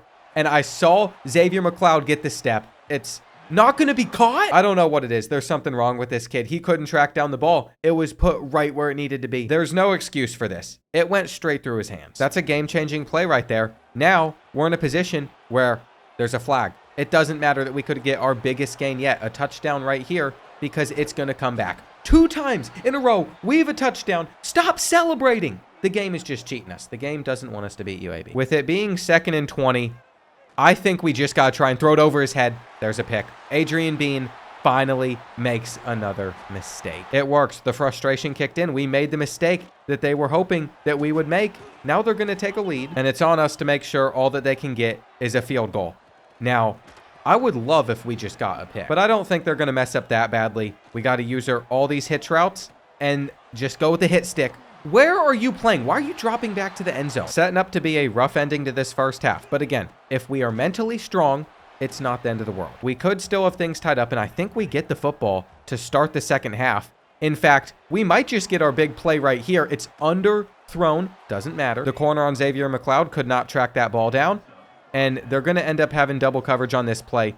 I'm not throwing that slant because I'm sure he'll somehow intercept it. But just like that, we're down to the 10-yard line, and we're in the end zone. It's all tied up at 24. Go slam it. The real question is about to be, though, are we able to prevent them from getting any points before the end of the quarter? I think we just did. They're playing this conservative. They chewed the clock for no reason at all, and now they throw it at Rivers, but there's 7 seconds left. If we can get into field goal range in 6 seconds, which for us is probably about the 25-yard line, I guess we could still get more points. But our best chance is honestly throwing this up to Xavier McLeod. There's only one player I would want in this situation at the end of the football. Come on, aggressive catch. Oh, well, we were only expecting to win a couple of games this season, and we have already overachieved past that. I'm blessed that we're even in this game. We also have the football to start the second half, and their stadium pulse is trying to make any bit of a difference, but it's really doing nothing. I think with the way Devontae Rivers ran in the first half, we got to keep getting it back to him. It's basically been a breakout game for him and some of the guys on our offensive line, though I do really like how we can spread out the defense as well, and in a crucial third down situation, usually run for it. This bunch quads is our go-to whenever we know that we need to pick up a few yards. What I'm wondering, though, is if it can be our go-to through the air as well. But I guess not. We could have had a touchdown there. It didn't work out that way. Adrian Bean sees the open hole, and we shouldn't be going down like that. I thought he might make it to the end zone. He did not. We have our tight end on a little bit of an out route. It was an awfully run one, too. But I guess we can just scramble our way in. I was not expecting to run this much, but until they respect what Adrian Bean is as a quarterback, he's going to continue to step over, dance on players, and score more touchdowns. It's a good thing that he is earning every penny that we ever spent our NIL budget on him. Look at the running, though. Legitimately, if UAB just gave Jevin Jackson more carries than he's already getting, I don't know if we would ever stop them. The less he touches the rock, the more that they're honestly just hurting themselves. We have someone covering 85. It was pretty disrespectful to throw it like he didn't exist on third down. If we could get off of that block, we would have had him. I really haven't usered with Devin Holt, though. I'm kind of hoping that he just does well on his own. Since he's one of our 3 best defenders, I can trust him in coverage while User and some of the other guys that aren't as good break the first tackle attempt like always. That's something I'm no longer getting upset about. It's not the end of the world. On third down, we should have had a hard flat. I really like how we're making Jalen Kitna and this UAB offense work, though. We're making them make the hard reads. We're putting them in third down situations, and we shot in there for him to just break that. Now, to be fair, I don't know if Rivers should have had a chance at making that play in the first place. I can't guard everything.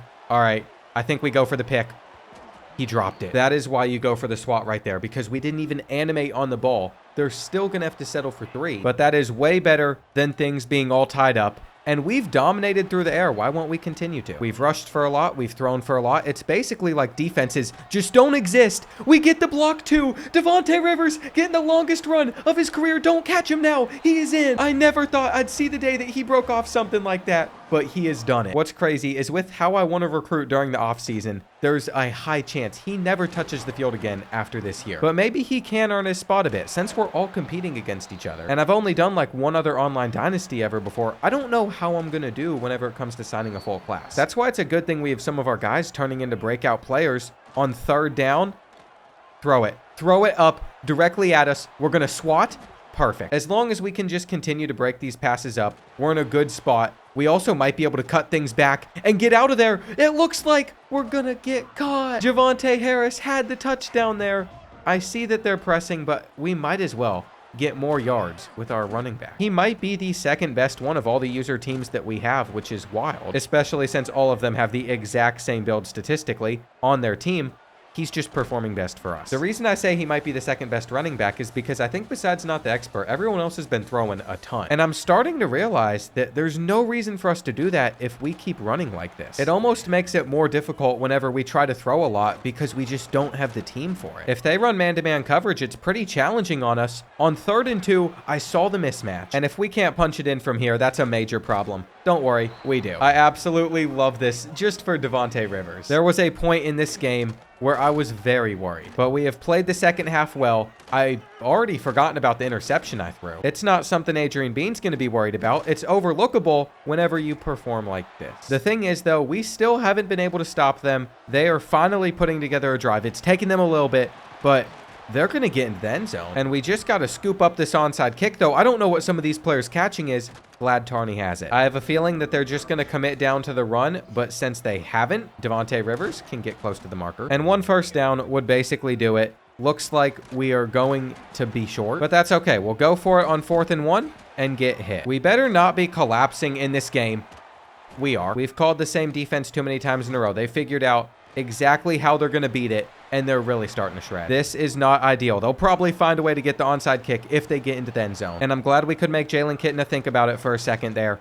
On 3rd down, we get another sack. I don't know where Carlos Mendoza has been all season, but I'm really enjoying this. They just send it up, and they almost caught it on our head, but they didn't. That is going to be it for us. We take down the Blazers by 11 points, getting another win. And I got to say, you take away that interception from Adrian Beane, he had an incredible game. He had 88 rushing yards. Then we had 142 with Davante Rivers. So we continue to coast, and it looks like RBT was able to get a bounce back win against an FCS school. Now, it has been days since we last played a game, but we're about to go on the road to play Eric Rayweather, the Louisiana Gulf Coast Swamp Owls. He is sitting at 2-2. We're 4-1. And just a little bit of an update on the conference standings. I am tied with Bengal for doing the best whenever it comes to creators in this series. Now, there's still plenty of time for that to change. We have a little bit of a recruiting update as well because NotTheExpert just played his game against Memphis and he wasn't able to win where he had John Sneed on a visit. Since our hard sell is so identical to his, what that means is next week when we have a visit scheduled against Bengal, if we can win that game, we're probably going to get our first 4-star recruit. We also have Storm Rooks on a visit. We put some athletes on this visit so we could get some complimentary bonuses. But ultimately, we had to go away from swang on him, and we're just going to send the house, hoping that that can keep us in a close battle. Since this is our first user game, we have to do a little bit of scouting. He is an 83 speed strong safety, but he has all sorts of abilities on him. He also is a freshman receiver with 90 speed. He's got a very good sophomore free safety that's probably his user. And it looks like Eric has the same combo of NIL players on his offense that we do. 2 receivers and a quarterback, except Terrence Springs for him is a junior, so he's a lot better. He's an 80. And at 6'4", his accuracies are looking good, plus he is 87 speed. I don't know how this game's gonna go, but let's hope that we can take down the Swamp Owls. We got ball first. And good run. Good run to start. We'll take it. Eric looks like he's about to send a blitz. I don't love that. We'll take it. Oh, come on. We need to make a play. Did he catch that? What has Adrian Beane got in the tank? Oh, he might be gone there. Oh, I think we got that. That's Kyron Thompson. Come on, man. We need to catch that, Kyron. I think it's time for Adrian Beane to thrive. We got a flag on the play. We'll take the first. Swamp Owls are trying to come out very aggressive, it seems like. But the throws just stink. Not liking the look from the defense so far. On 2nd and 10, we're going to get it out. We'll take it. I feel like this has been a good offensive start for the Sea Turtles. Oh, cut it up.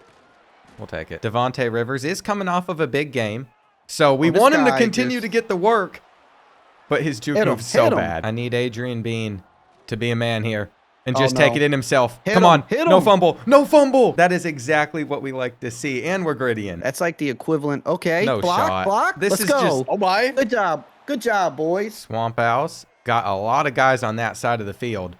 Oh, we got him open. We got him open. We need to make a move. That tackle. Great tackle. Let's see. No run still. Jet Brown. It out. Jet Brown. Defense is going to have to step up at some point. We can't be giving up runs. Is it another run? It is. And it's there. It is there. A 3rd run? No, it's an RPO. All right, we're out there. Oh, we've seen this concept a couple of times. Terrence Springs, untouched. Untouched, and we're going to gritty too. You don't come to Louisiana and gritty. That's our thing, pal. I guarantee we'll be hitting that again. This could be one of those games where one stop wins it. Well, if one stop's going to win this game, I'll tell you what. Adrian Beane is very good at turning the ball over, so that's not the best news. in the world. The blocking. Come on, fellas. We need some defense. Back on the ground. Oh, there we go, boys. We're going to have to get out a good read on 2nd and 13. Drag is there. We'll take the first. Uh-oh, what is this? I don't like what do this. we got here? I don't like this. Too much trickery. Wait for your block. Wait for your block. We trust the defense. We had a good week of practice. We gotta believe in it. We've had 2 picks. The boys just not catching them. We gotta hope that they get their hands on it and actually catch it at some point. You know, it seems like these teams could benefit from a couple of mountainous left tackles like the ones in Gatlinburg and Beaumont. What do you think there? I think we're enjoying the fact that we have guys that can actually catch the ball. Can we get another good gain, though?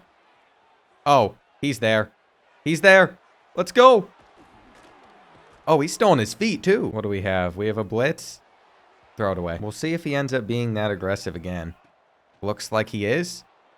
Oh, that's a pick. There. That's Kyron. Kyron, let's No. bring it back, baby. Kyron See, Thompson, he's fast. You're That's not what catching him. Adrian Bean can't be doing. You don't have the facilities. You're not catching him. Kyron Thompson, he dropped the first one. He's not dropping the second one. Huge play, 97-yard pick 6. We didn't practice for this. I'm just gonna. You didn't prepare for Wildcat? We did not prepare for the Wildcat. I'm gonna be honest with you. Oh no. Let's go, Javante. Okay. That's good. Big 3rd down. 3rd and 7. 3rd and 7. 3rd and 7. Get Oh, back. we're going down. Good pass rush, boys. Anthony Brown with the sack. Every time the Swamp Owls have been in positions like this year, this is where they tend to make mistakes. Oh, there's And a there flag. it is. And there it is. 0 discipline. That's just inexcusable from coach. Taking that penalty is nice. Going to be a 1st and Oh, 15. but what a play. What a play call. Heavy look at the blitz. Do you think the blitz is coming? Yeah, you can't press Sammy. You can't press Sammy. Wow. That's just Wow. not something you do. You don't press Sammy Wallace. That's one thing. If you don't know anything, you don't press Sammy Wallace. The Sea Turtle student section's representing, though. I see him. Oh, That that's might good be a defense. Oh, that's good defense, boys. That's okay. Keep playing like that, and we will win this game. We will win this game, boys. Get to him. Knock it down. Are you Let's kidding go! me? Lattimore with the pick. You know, St. Pete's got to wonder, does our defense have a chance at a stop? Big 3rd and 12. Can we get them off of the field? Oh, Jet Brown and is we wide just open. keep giving it up. They know that they have this game well in hand, and they do not want to make a mistake right now. A mistake sounds awesome. Oh, and that's a good pitch. And that's going to be Kobe Gallows walking it in. Kobe Gallows hasn't seen the ball a whole lot in the first half, but when he has, in some pretty good runs. I think I heard Kobe Gallows muster something there that said they can't mess with us. I don't know.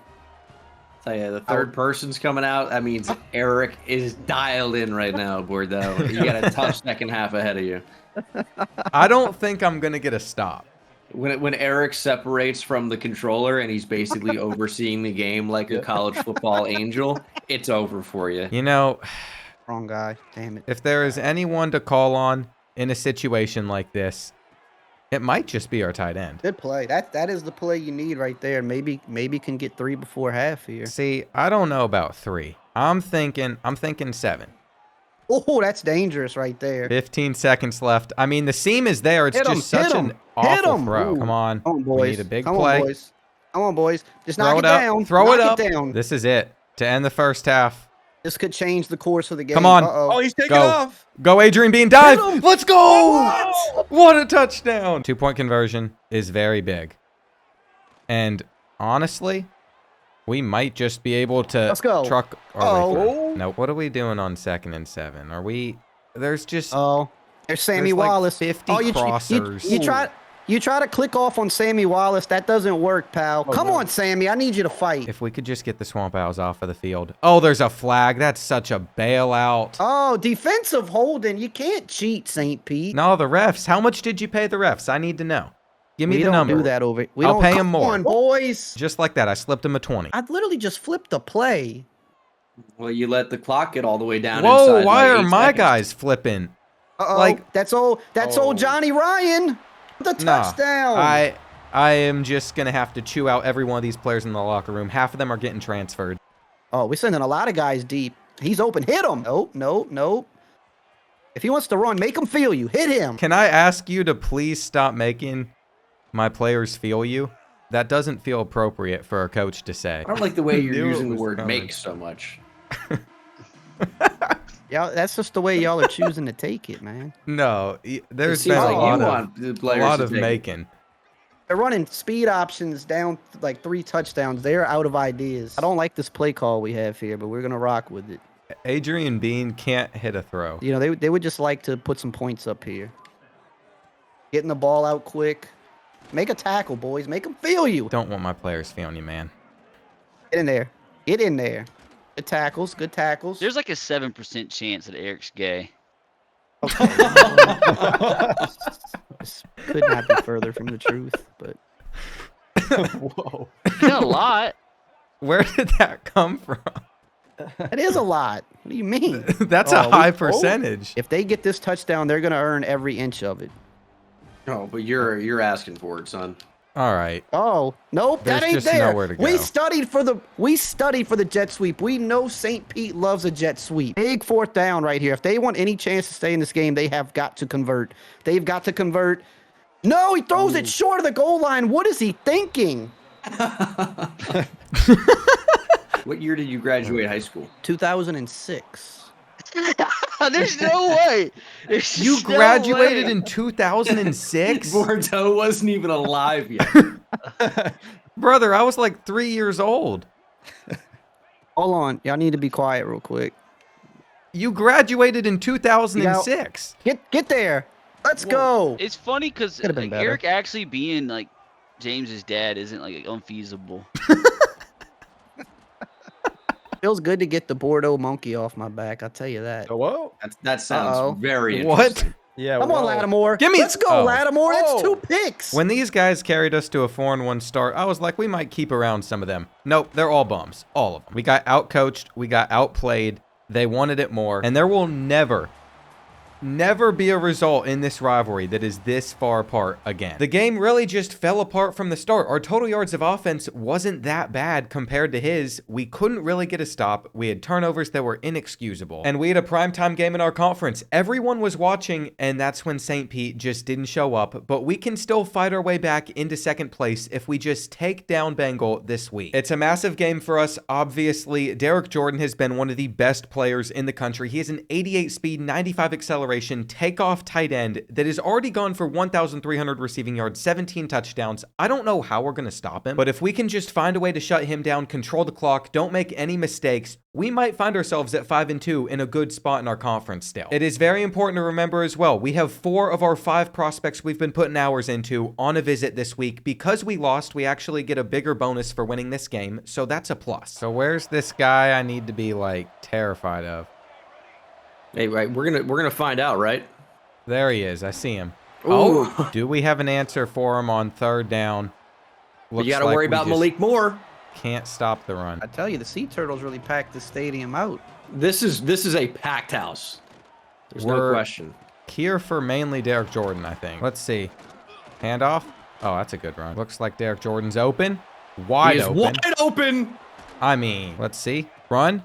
Oh, it's there. Oh, It's there. rare rushing touchdown. The roads were wide open that time. We brought out the blackout jerseys for a reason. How we respond is going to be very important. Ooh. And there was a lane. Not this garbage. 3rd and 3. Adrian Bean. He sees the lane. No fumbles. It'll be interesting to see what the adjustment is. I mean, he can't hit a target to save his life. So you got 2 wide receivers, right? We do have 2 receivers. Yeah, but we're running the ball like this. we might be running the ball a good bit still. Who does Adrian Bean have here? Ooh.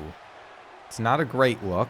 But we're bouncing off what the tackles. are we doing here? And this is where things get dangerous. This is where we just got to kick it in high gear. Don't allow many adjustments. And let Adrian Bean go to work. Wow. I can't believe he just made that pass after missing some simple ones. We started off the year being really safe with the football, really good about not turning over the football, and then all of a sudden, the turnovers started to kind of pile up. Shot down the field. mean, DJ Derek with a Jordan's just step, good. Derek Jordan. Nice catch. Looks like it's going to be a run, and it's Good there. blocking. It's really there. Watching the St. Pete game versus LGCU, one bad mistake can completely change everything. I mean, it's an off-balance throw. It's still caught. I mean, what are we doing? What are we doing? You got to be aware of number 18 at all times. It's one tight end. Everybody knows where the ball is going to go, yet no one really has been able to stop him. Oh, that's incredible speed. Go. Get out of his way. Oh, Yes, Javonte Harris puts us back in this. That's what you get when you got a kid that plays wide receiver but was a halfback in high school. We know where he wants to go. Good block. We still give it up. I'm seeing the game plan, but I think Bordeaux's got the most, with St. Pete here, got the most advanced strategy about how to stop number 18. Hasn't worked out a ton so far, but I mean, there's clearly something there. Come on. Stop him short. That's a 4th down. Snap it. All right. That's fine. For a play that we didn't run on 3rd down. We got him. We got him. What is it? 4th and 2. Oh, this is where you got to be aggressive. This could be a major regret later on in this game. But for now, there's only one thing that we know to do, and it's go for it. Big 3rd and 12 here. Looks like we might just have to have the seam. And it's big interception. It's oh, they had options. Here on 1st down. It's going to be a little bit of play action. And he has him. He has him. Questionable defense for sure. But we get him to 3rd and 5. And it's not there. It's not there. Ooh, is that a little double coverage on number 18? Might be. The run's there. It was a risky thing to run it, but it paid off. Stay open. Oh, he hits us with a fake? Oh, my God. I'm going to get crazy. Wow. Derek Jordan stays in. So we got him. We got him. Today. Break a tackle. Oh, my gosh. Price is still on his feet. What do we got? 2nd down. Underneath. Good block holds, but The fullback. not liking the juke. Big 3rd and 1. I think the only thing we can do in this situation is try and get our tight end out. Cut inside. He gets in to the end zone. And this is just going to be a game of no defense. Shot down the he's field. sending it. He's testing it. Can we get the pick? Intercepted off Off the of the deflection. Whoa. Oh, big return coming potentially. We got to swerve. But we're hit. Big hit. The whole plan has been potentially triple team him if we need to. Oh, it looks like we got space out there. Looks like we got space for Harris to go all the way. The St. Pete crowd kind of just showed up out of nowhere. Like, this is the most I've seen in the entire conference. The crowd is electric right now. They are rocking. Oh, we can't give that up. Huge 3rd down here.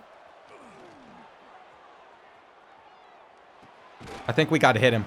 It's out. 47 seconds left in this 1st half. You have to think, how can we find a way to get a field goal out of this? That'd be huge. First play. We let Devontae Rivers get some work in.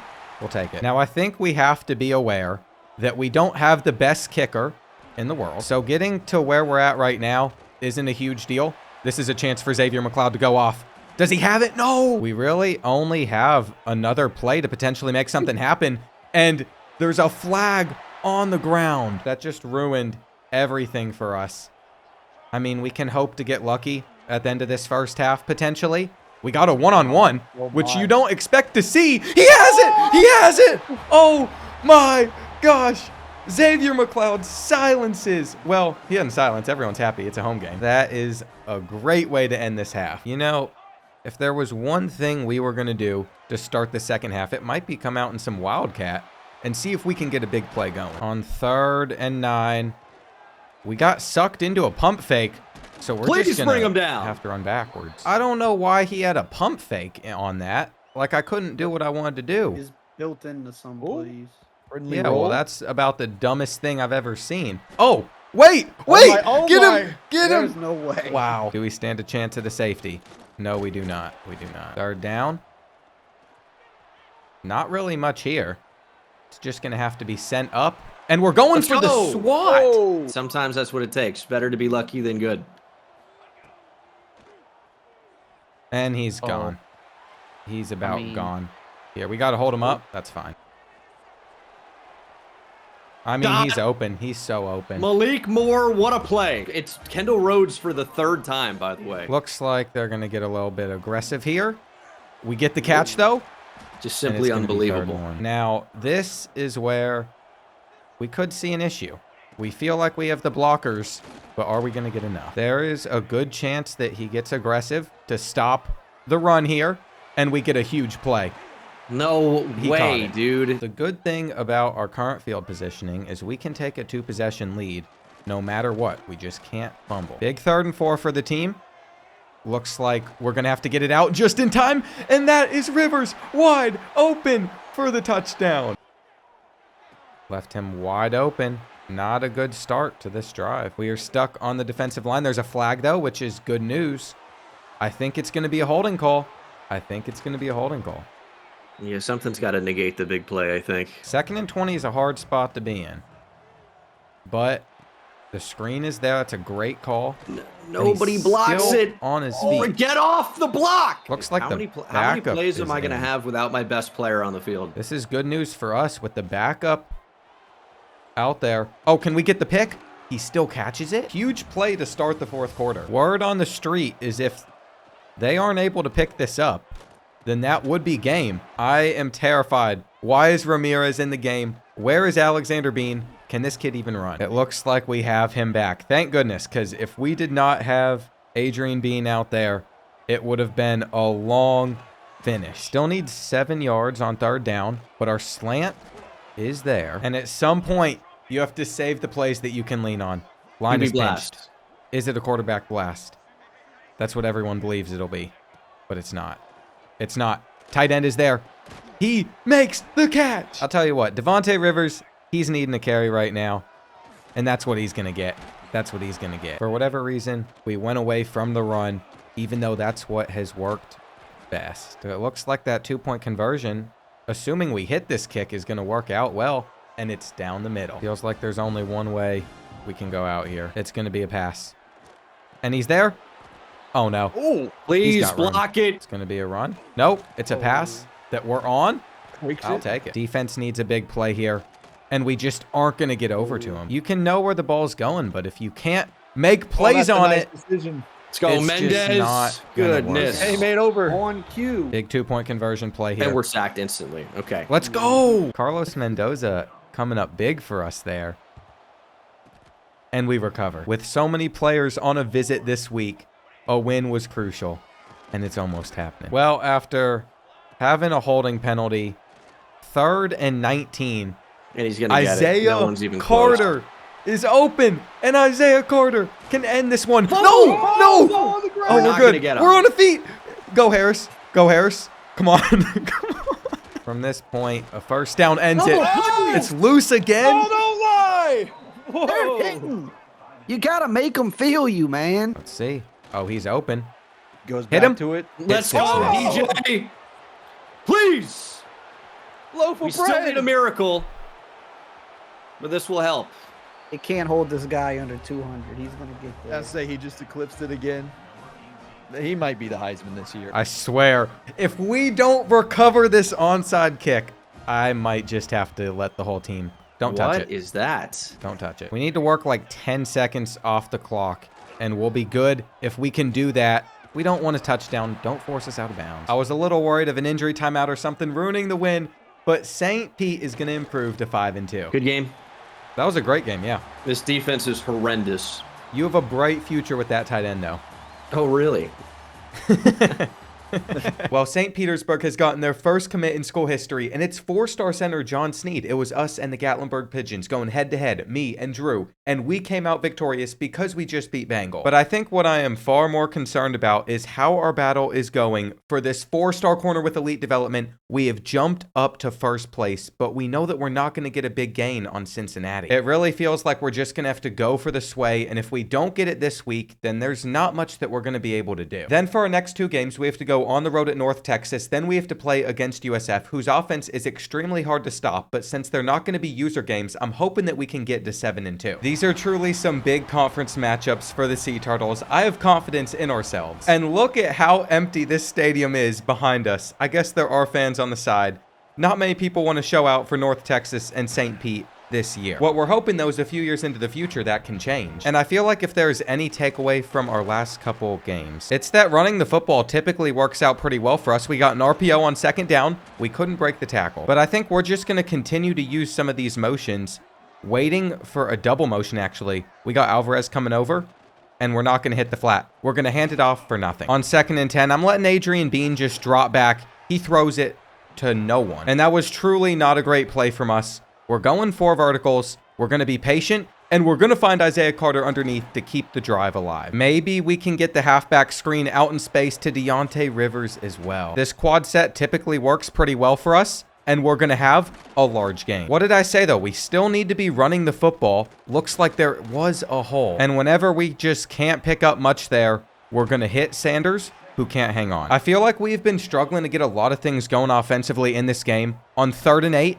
it's another drop. And I think we all know that we can't kick from here. For whatever reason, we went with a little bubble screen. I thought we were in 4 verticals. See, even I'm sitting there confused. That should not have been that play. What's even worse is I saw some of our players pressing. We do not want that. Ideally, we can just force North Texas to a very fast 3 and out. They went with the halfback screen. We make the tackle. And on 3rd and 8, we're stuck on Ross Deep. They're going to have just enough. It's really hard when they just sit in hurry up mode for us to get stops on defense. But maybe we'll figure it out here. They hit their slant for a couple. I really don't like the play call that we have out there. But they're just continuing to break tackles and get things going. We're giving up on the play. That's not something you want to see. But this is just stuff that happens on the road. I don't want us to hit a midseason slump. We can't have any of that. It probably isn't the best idea for Javonte Harris to get too many carries either, because he'll either fumble or we might see him asking to get taken out due to wear and tear. We're going to send this one, though, to Xavier McLeod, who hangs on to the ball. If there's one thing teams need to learn, you can't press him. He is very hard to contain, and with the jet touch pass, we're getting into the end zone to play later. Now, the crowd goes mild. There hasn't been much of an environment for this game. I think it's the travel that's really affecting us playing on the road. But what I'd like to see is if we're able to knock a ball out or anything. I'm not so sure man-to-man coverage is the answer for us, though they might make a mistake. And you have to wonder, when are they going to start running the football? Here we go, 3rd and 4. Quick pressure. They stay on their feet. This is why we can't be sending in blitzes. They're still up. And that is going to take us to the end of the first quarter. A quarter of no answer on defense. They could open it up running the football, but no. They're still passing. This time, they have their flag. And it's almost like we are just incapable of forcing a stop. I know it's still early, but I just really want to get them off of the field. I don't think they're going to run it here. They're going to look for something underneath, and we got our pressure. We've been waiting for Carlos Mendoza to come alive. One of our 6 NIL guys. They're going to just hit the field goal. But I'm feeling a little bit better after we just worked it down the field against them. Starting off, hitting Rivers in the flat. Now we're going to see if they bite on the play action where we can roll out. We got a quarterback that can make throws on the run, but I feel like they covered everything well. Next up, it's just going to be an inside zone carry. We get 9. And I think if they're going to keep us in hurry up mode, that we should do the exact same thing to them whenever we have the ball. The only thing about that is by the end of this game, both teams might put up like 50 points. I mean, it's safe to say this drive has been going really well for us so far. We're going to have to escape the pressure, though. No fumbles. And here's where we just need to take advantage of the space on the field. Alvarez, open in the flat. He's going to be a blocker on this play. Not sure how great of a blocker he is. It's not going to work. But I'm hoping we can get this defense to bite down. If they don't, we're just going to hit our flat, and that's going to put us at the 4. I don't love being in this spot, but we have one route that we're staring down. It's our hitch route that we hang on to. And I am extremely proud of Jalen Brooks for making that play. Now, they just got a huge gain against us. I feel like going with all this man-to-man, it's just not going to be the answer. I was hoping it would be, but it's not. We actually decided to call a timeout just so we could get on the right page. And now our defense is ready to lock up, or we're just going to miss our first tackle. You know, if there's anything North Texas loves to do, it is stay in hurry up mode. And here on 3rd and 6, I feel like we're about to give that up. But Lewis gets over to the ball. He lurks him, and we might just get a touchdown. Come on. One man to make miss and get caught. It doesn't matter. Daniel Lewis puts us in an amazing position. I was a little bit concerned after our first drive. Now I'm starting to feel better. They're going to bite. They're going to bite, but it won't make a difference. I seriously cannot wait until we can just get our own recruits in here. It looks like Adrian Bean's going to have to make the play on the ground himself. And there is still 30 seconds left in the first half. We're just going to float it over to Xavier McLeod, who gets a great juke move, fights his way in. And sometimes it's hard to believe he's 6'6" with the way that he moves. We might have just missed this extra point, though, and we did. We missed an extra point. You have to imagine that North Texas is just going to run the football, take things to halftime. But after that last run, they've decided that they want to try and get themselves into field goal range, which is a possibility. Fortunately, I think we're going to be okay because it seems like this is going to be the final play. But it turns out that that wasn't. They still got one final chance And this is something we could intercept ourselves. Come on, guys, catch that. You know what? We are going to be bowl eligible if we just play 2 more good quarters of football. And that is truly not something I imagined was going to be feasible in year 1. Here on 2nd and 6, they're actually going to run it this time, but we're out there. And we'll see if they end up making a mistake. There is some stuff open over the middle, but it's not the end of the world because I think we're going to be able to hold them again. Now, if we go with some man-to-man coverage, that's where things might change. I'm not sure why we decided to do that. It was an awful idea. Let's just send 7 on 3rd and 10 and make them feel the pressure. There we go. If we can just throw together a solid drive, we'll be up by 3 possessions. But that might be easier said than done if we want to run the football. We're going to keep this one with Adrian Bean. We tried to wait on the block. He is still on his feet. He can't get around the corner. But I think with only 3 guys on the defensive line, we should have the easiest first down ever. Now, one thing I will admit we have struggled with on our play style is just getting a lot of yards on the offensive side of things, which is why we're going for a big gain here. I can't believe that we had that much time back there in the pocket. But yeah, we kind of need to run up the score where we just take a sack. You know, that is exactly why we can't worry about it at all, because we took a huge loss there when I was just looking down the field. Thankfully, we've made it back. But going for the big plays might not be it. And did we just beat the press with Jalen Brooks? He's having an incredible game. I can't believe how well he's playing. Our defense as well. And let's see, what do they got on 2nd and 12? They're just going underneath. I thought we were going to get over to the running back, but he's at a 3rd and 2. This is a very manageable place for us to just get a stop, though. And I think we're going to press on 4th down that they went for. They have. They might be keeping their hopes alive for a little bit longer. They had too much time back there. But you know what? We're going to keep on switching up our coverages. And Carlos Mendoza just got stiff-armed by a guy 100 pounds lighter. Now, I don't know what our alignment's going to look like with this play since they're out there in hurry-up mode. I think we're just going to have to get super aggressive. It's a flag. You know, that was being extremely aggressive. Not what we want to see there, though. Not at all. I think they're just going to continue to run the rock against us, which is okay. We really haven't given up too much on the ground. I think we're going to have to play some hard flats here. And that could be us. We knock it out. Here we go. Looks like it's going to be a jet touch pass. And we make the tackle. So that might just do it. The Sea Turtles are on their way for another win. You know, it's a little disrespectful to run up the score, but I saw the look I liked, and that probably should have been picked. North Texas is most likely about to get us off of the field, except they just leave Isaiah Carter wide open underneath. And on a 3rd and 6, we're being very patient here. It's not open. It gets deflected into an interception. Not a great look for Adrian Bean. They have continued to have success against us offensively, which means unless we get this sack, they were probably about to score a touchdown, and that could still happen. We were right there to put our hands on the ball. I don't love that they've been able to make it a little bit closer at the end of the game, but we're still going to be okay. And in just trying to run out the rest of the clock, hang on, we might have another touchdown here, which is what is happening. I feel like that was the perfect way for us to end our game against the Mean Green. We doubled our score. Adrian Bean had 5 passing touchdowns. And as long as we're overlooking our loss to Louisiana Gulf Coast University, this team has been incredible besides our game against the Gators as well. I'm hoping that we can carry that into our game against USF. After that, we got to play RBT's team in Coden. We got Memphis. We got Gatlinburg with Drew, NotTheExpert. And it's setting up to be a very interesting race for spots in the conference championship. Well, I have some good news for us. It's not good news for Eric because he just lost in overtime to Tulane, but that was one of the teams that was in the way of us potentially being at the top of the American. So with him going to 3-2 in conference play, since he also lost another conference game, that makes this matchup for the Sea Turtles the most important one of the entire season because I've heard that USF is very hard to stop. As for the recruiting side of things, I should have never used Sway in the first place. We probably could have gotten Storm Rooks if we didn't, but since it still has not swayed to that pitch, we're just going to go for send the house. And I know that we're not going to beat out Cincinnati, but I just refuse to give up on him since he's a 4-star corner with elite dev. This is how we're starting to spread out our points as well. I noticed that me and Drew were battling it out for one quarterback, so I'm going to put 50 hours into him, even though he's always going to be a backup. And farther down on our board, some of those players that I offered a scholarship at the very beginning of the season are starting to get to the point where we can get them up to number 1. That's about all that needs to be said there, though. It is time to play against USF, a 79 overall. We're going to bring out the Ocean jerseys for the first time this season. And I'm very curious to see how our crowd is filled in for a matchup like this. It looks like the upper stands still aren't getting any action, but we got plenty of time to get this team better. I should also point out, Byron Brown wasn't the best last week. I think that was against Memphis, who is on top of the conference. We still have to play them. And I already had to burn an early timeout. USF was in hurry-up mode, and our zones were flipped all sorts of weird ways. They're going to hit the tight end on the flat. It's going to be 3rd and 1. And I really don't want to be sending a huge blitz here, but there's not much that we can do.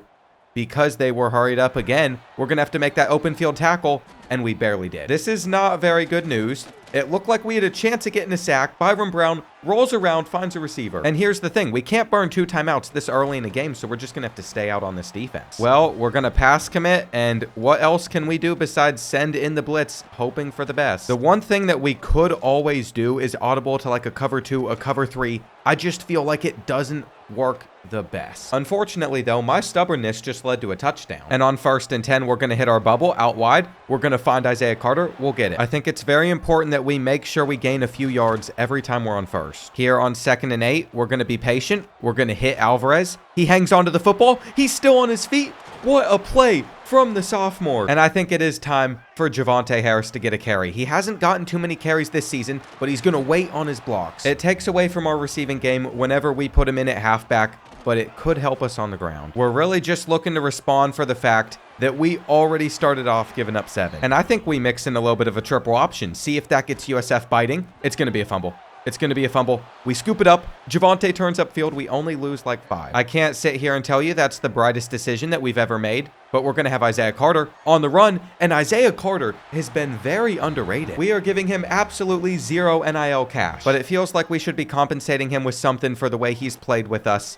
We are going to not make our first attempt at that tackle. It's not the end of the world, though. On 2nd and 5, they're going to go back to the exact same play. I truly do struggle to stop this hurry-up offense. They're going to get us over the middle. And we haven't seen too many runs out of them, but of course, that's exactly when they hit us with a run. Here on 2nd and 6, they're going to do it again, but we were ready. And here we go. 3rd and 7. The hitch route taken. He's going to be short. It does not seem to matter, though. USF's going to go for it, and we got in. What a play by sophomore linebacker Devin Holt. There is a reason that we are paying him. And I think Adrian Bean might just need to do something on this play for us, as the running lane was there. On a 2nd and 9 to start this 2nd quarter, we're going to look underneath, find Isaiah Carter. But I can't sit here and act like that was a great read. We're going to have our slant, and we fall down. I mean, maybe Javonte Harris gets a little bit more there, but I was not willing to take that risk. I have good news, though. We audibled over to a quarterback run, and it's there. It's there for Adrian Bean. We're in the red zone. With the way that this defense is set up, I mean, they're moving around, but it almost felt like a dive could be more beneficial. And I just can't believe how much we're struggling to run the football. We run it back, though, because I still had faith in Javonte Harris. It gets us a nice gain,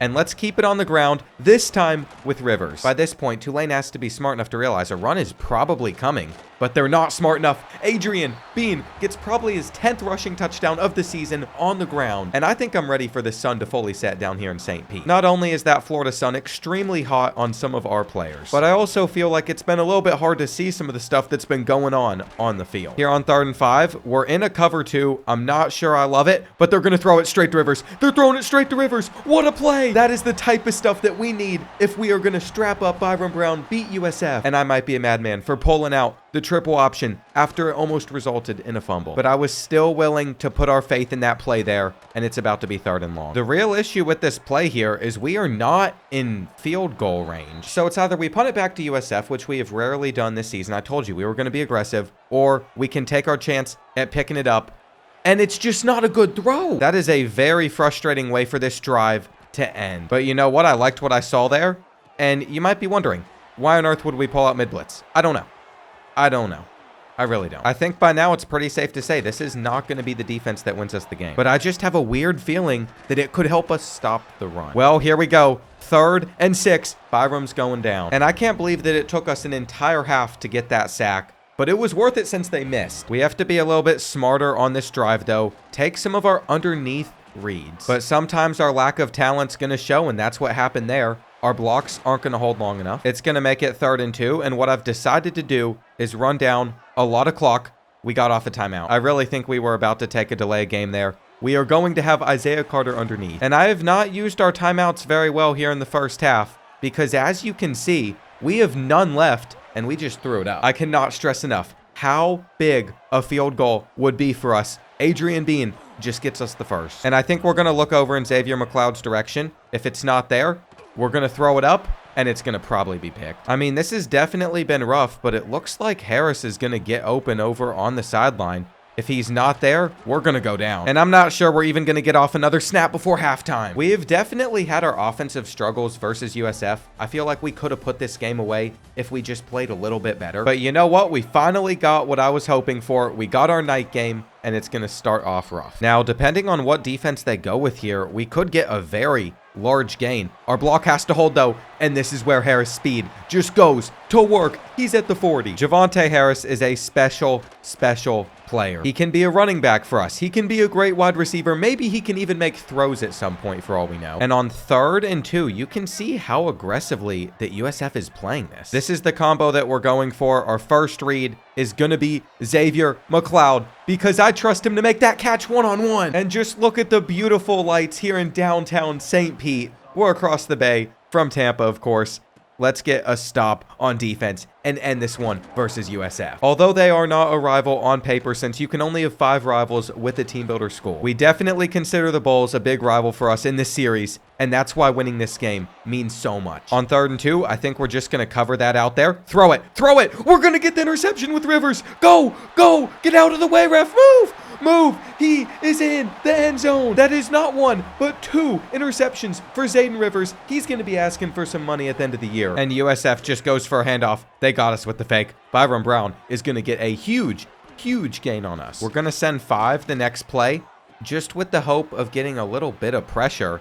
But that is how fast the Bulls are going to respond. We might have gotten a little bit too excited and really blown a great position that we were in, which is why this drive is now important. And I gotta say, one of my key goals is feeding it to our tight end. Just because I know that they most likely will care about play style in the transfer portal. We want to get our play style up. You do that by getting receptions. Noah Alvarez catches that. And it feels like we are going to be able to get some more points. On 2nd and 11, looks like they're going to have some man or match coverage. Either way, we're going to get the halfback angle route. And I have flipped this run because I felt like if we flipped this run, we got the right blocks, Devontae Rivers would have a hole. Now, scoring from this position is not the easiest thing in the world. So we're going to mix in a little RPO. I threw that ball and it just didn't register, but you know what? It's not the end of the world. We're going to get this one out quick. Noah Alvarez is going to fight his way to the 1. And I think we're going to be able to just hand off this ball for a touchdown to Devontae Rivers. I think we have played the best whenever we've been rocking the Ocean jerseys. And look at what USF is coming out in formation-wise. There's a fumble. I'm going to be honest, for their sake,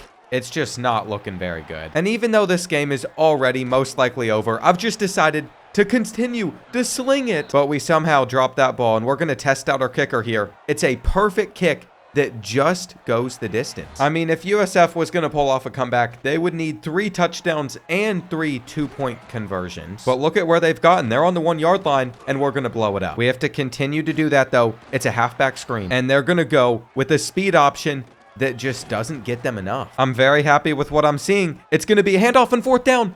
We missed the tackle. And I bet they go back with another run that, again, we can't make the tackle in time on. Well, I take that back. Apparently, he didn't get into the end zone. And on this drive to end the game, we've just continued to have more and more success. We're trying to get one more touchdown just for the stats, and that's what Adrian Bean can do. Now, I will admit, our stats also got worse because we gave up a touchdown in the final few seconds. It's just gross. But you know what? A win is a win, and we're about to get to rest on our bye week before we have to take on the Code and Corn Dogs, Memphis, who is undefeated in conference play on the road, and then to end the season, the Gatlinburg Pigeons, Not the Experts team. During our bye week, I did end up pulling out of Storm Rooks. I decided it wasn't worth wasting 50 hours on, but I did find this one prospect who is ready to play. He's already got his helmet on, so we might end up going after him in the coming weeks. As for some of the other players we have to put hours into, we weren't putting many in Denzel, but now Eastern Michigan wants him, so we want him as well. You'll also see we got some gadget receivers I want to make sure that we get. We have some edges that care about playing style. Ours has been really good. And there's just a lot of guys on our board that are currently in first place. We're hoping that no one else decides to go after. We are number 1 in the conference because Memphis just lost to Tulane. They're the only team that is ranked inside the American. And I wish I could sit here and tell you all that we're receiving votes because of how well we've played. Our media poll rank is 35. If we're ever going to get there, we're going to have to take down the Code and Corn Dogs at home as RBT is about to take us on. Biggest game of the season. Biggest game of the season. Lockie, come on. Hold on. Gotta get hype. Do you think you're going to walk into the shell and beat us? I'm not kidding. I just gave myself CTE. I'm not even trolling. I just hit what myself. did you do? I just hit myself in the head, dude. Oh, Locking, come on. I can't go 3 and out. Can't do it. We need to stop. We need to stop. Oh, B was wide open. We got him. We got him. Let's go. I'm prepared for a fake. Nah, not doing that. That punt isn't looking very good. We might fumble, though. Oh, yes! Oh, yes, my gosh. Yes! You've got to be kidding, dude. It feels like every time we play, you get 1 or 2 fluky fumbles. And that was the one. That was the one. Come on. Get him off the field. 3rd down. I don't think anything's there. Come on. Turn around. Swat it. Swat it. Oh, Oh my gosh. oh. If I force 2 3-and-outs and I fumble twice, I might just rage quit. And you can have that win. Please do. You know what we're going to do? We're going to fair catch it. When we wear our black jerseys, we are 1-0. So I'm trying to keep us undefeated. 3rd and 4. We don't want to get held to a 3-and-out as well. We're going to have him. Make it. Will he Yes! catch it, though? He doesn't. Yes! What is it? It's a run? Oh, we can get out there. We can get out there. Oh, you ran There it, we though. go. There we Ran it. go. We'll call a timeout. We'll adjust our defense here. Uh-oh. He's not there. Good Drop tackle. that ball. Wait. Oh, it's a direct snap. He's gone. Oh, let's he go. might just be gone. Like the 20, the 10. Dude, this guy's Oh. fast. Do you have a running back as one of your players? Yeah, and he's just hasn't been good. That's the best run I've had all year. The best run you've had all years against us. Oh, that's a good Nasty. spin. Let's go, That's Jalen Storm, my insane. 3rd string running back, by the way. Obviously, not too ideal to give up a touchdown there, but it's all about how we go with our response. Let's get him out in space. Go. Go, Devontae. Let's see, what do we got here? Oh, we might just have him. It's overthrown. Yes. Come on, Adrian. No blitz.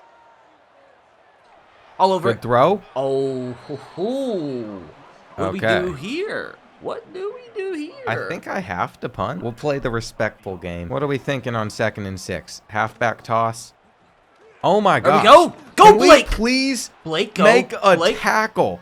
This is ridiculous. Go ahead. Oh, Throw please. a pick. Oh, please. Are we going to Oh, get please. back to that? Bang! Are you kidding me? Where are you playing? Come on, Hunter Ryan with the grab. What is this? That's just We'll take it. We'll not take expected. Big hit. it. Nice Ooh. low throw. We are coming out in our weird formation, and we are going to use it to our advantage. No adjustment. I guess Adrian Bean can get another carry on the ground going. Me a Breaks fumble. one. Let's see. What do we do here? Oh, I like it. Blocks are looking great. We break Oh, a stay up, tackle. stay up, Let's stay go, up. Rivers. Stay on your feet. Come on. What a drive. This is a great response so far, but we have to continue. We have to be able to continue. And if Fumble. we No can shot. stay on our feet, Adrian What's Bean that is Mickey in Mouse the end drive? zone. What is that? That's how you have to score? Run. We can stop that. Okay. Stay up, Blake. This is ridiculous. This is it. 3rd and 5. Let's get him off the field. Come on, Sam. Where are we going? What are we throwing? Nothing's there. Nothing is there. There's just no way that this works out. Yes! That is Come so on! dumb. Dude, this game is already sending me into a spiral. Like, we just started, and I'm already just... I'm so angry. That's not good. To be this angry this early, Go he West. might be gone. He might be gone. Is this a run? Oh, It's a Xander's keeper? gone. Xander's gone. All right. We got a quarterback sneak coming up here. Can we stop it? No. I called a timeout before the 2-minute warning. Nice! But it's not going to matter. It's just not going to matter. Although we have played an awful first half, we just need a couple good drives. All right, we need to be smart. We need to be smart. Oh, how's he catch that? Don't you have 2 defensive tackles as well as your best players? Yeah, one's 5'8", though. All right, there's still a good amount of time left in this first half. Going to be at the 40. Most of our success coming out of hurry-up mode, really. And that's going to lead to a massive my lane for gosh. Devontae Rivers to just go into the end zone. What are we doing on 1st and 10? It's a throw. Goes Xander, And there's goes just Xander, no goes one Xander. there. I don't like that we're coming out pressing like this. Please. It's really making Please. me uncomfortable. Please. Let's Like, go. why were you Let's pressing? go. I don't get it. If I could pull off a Moss with my with Xavier McLeod, that's really all I'm looking for. Is Xavier McLeod? Is he there? It looks like we're going into triple coverage. He almost had it too. What's the move here? Pick. Oh gosh, that could have been bad. Is he blitzing? That's the real question. No. He's not. Oh, Break that tackle, Devontae. Break that tackle. Devontae Rivers having a career day for us. We'll take it. We need him to go off. So defense just isn't going to exist, apparently. It's fine. No stress. No stress at all. No, you're stressed. You're starting to panic because you know you might blow that 14-point lead. Good setup. What do we got? Halfback Let's go, screen. Sonny. Let's go, Sonny. Dude, Come on. We got another halfback screen. We're out there. Can we make the tackle? What are we thinking? What are Wide we open. thinking? Let's go, Doug. No Go score, way. Doug. Douglas, my guy. You know how I know you're locked in? Because now you're quiet. I'm just locked in, man. Can you blame me? Trying to win a game here. Try not to make mistakes. Go, Blake. There Oh we go. my First gosh. down. These guys are slow. What do we got? Second down? No, it's not there. Oh! It's just, you're just getting blessed. Lock in, boys. Lock the Oh, we're frickin' stuck. We are stuck. Beautiful! And we can't get back there in time. Why? Hunter Ryan, his third touchdown of the game. Come on. Pick. Give us pick. that. Pick the No. ball. Catch the No. ball, brother. That should have been an interception. Come on. Good throws. Oh, wow. Great throws. Those are the types of plays that we need. Is it going to be a good throw? It is. It is. Second and goal. Do we have the zig? No, but we don't need the zig. We don't need the zig. What pass are you going with here? Oh, you're actually passing. I thought it was going to be a run. Go West. I thought it was going to be a West. run. You Go would have West. run out of that West. formation. The 40, the 30. Oh, Wes. Great. We were prepared for the run.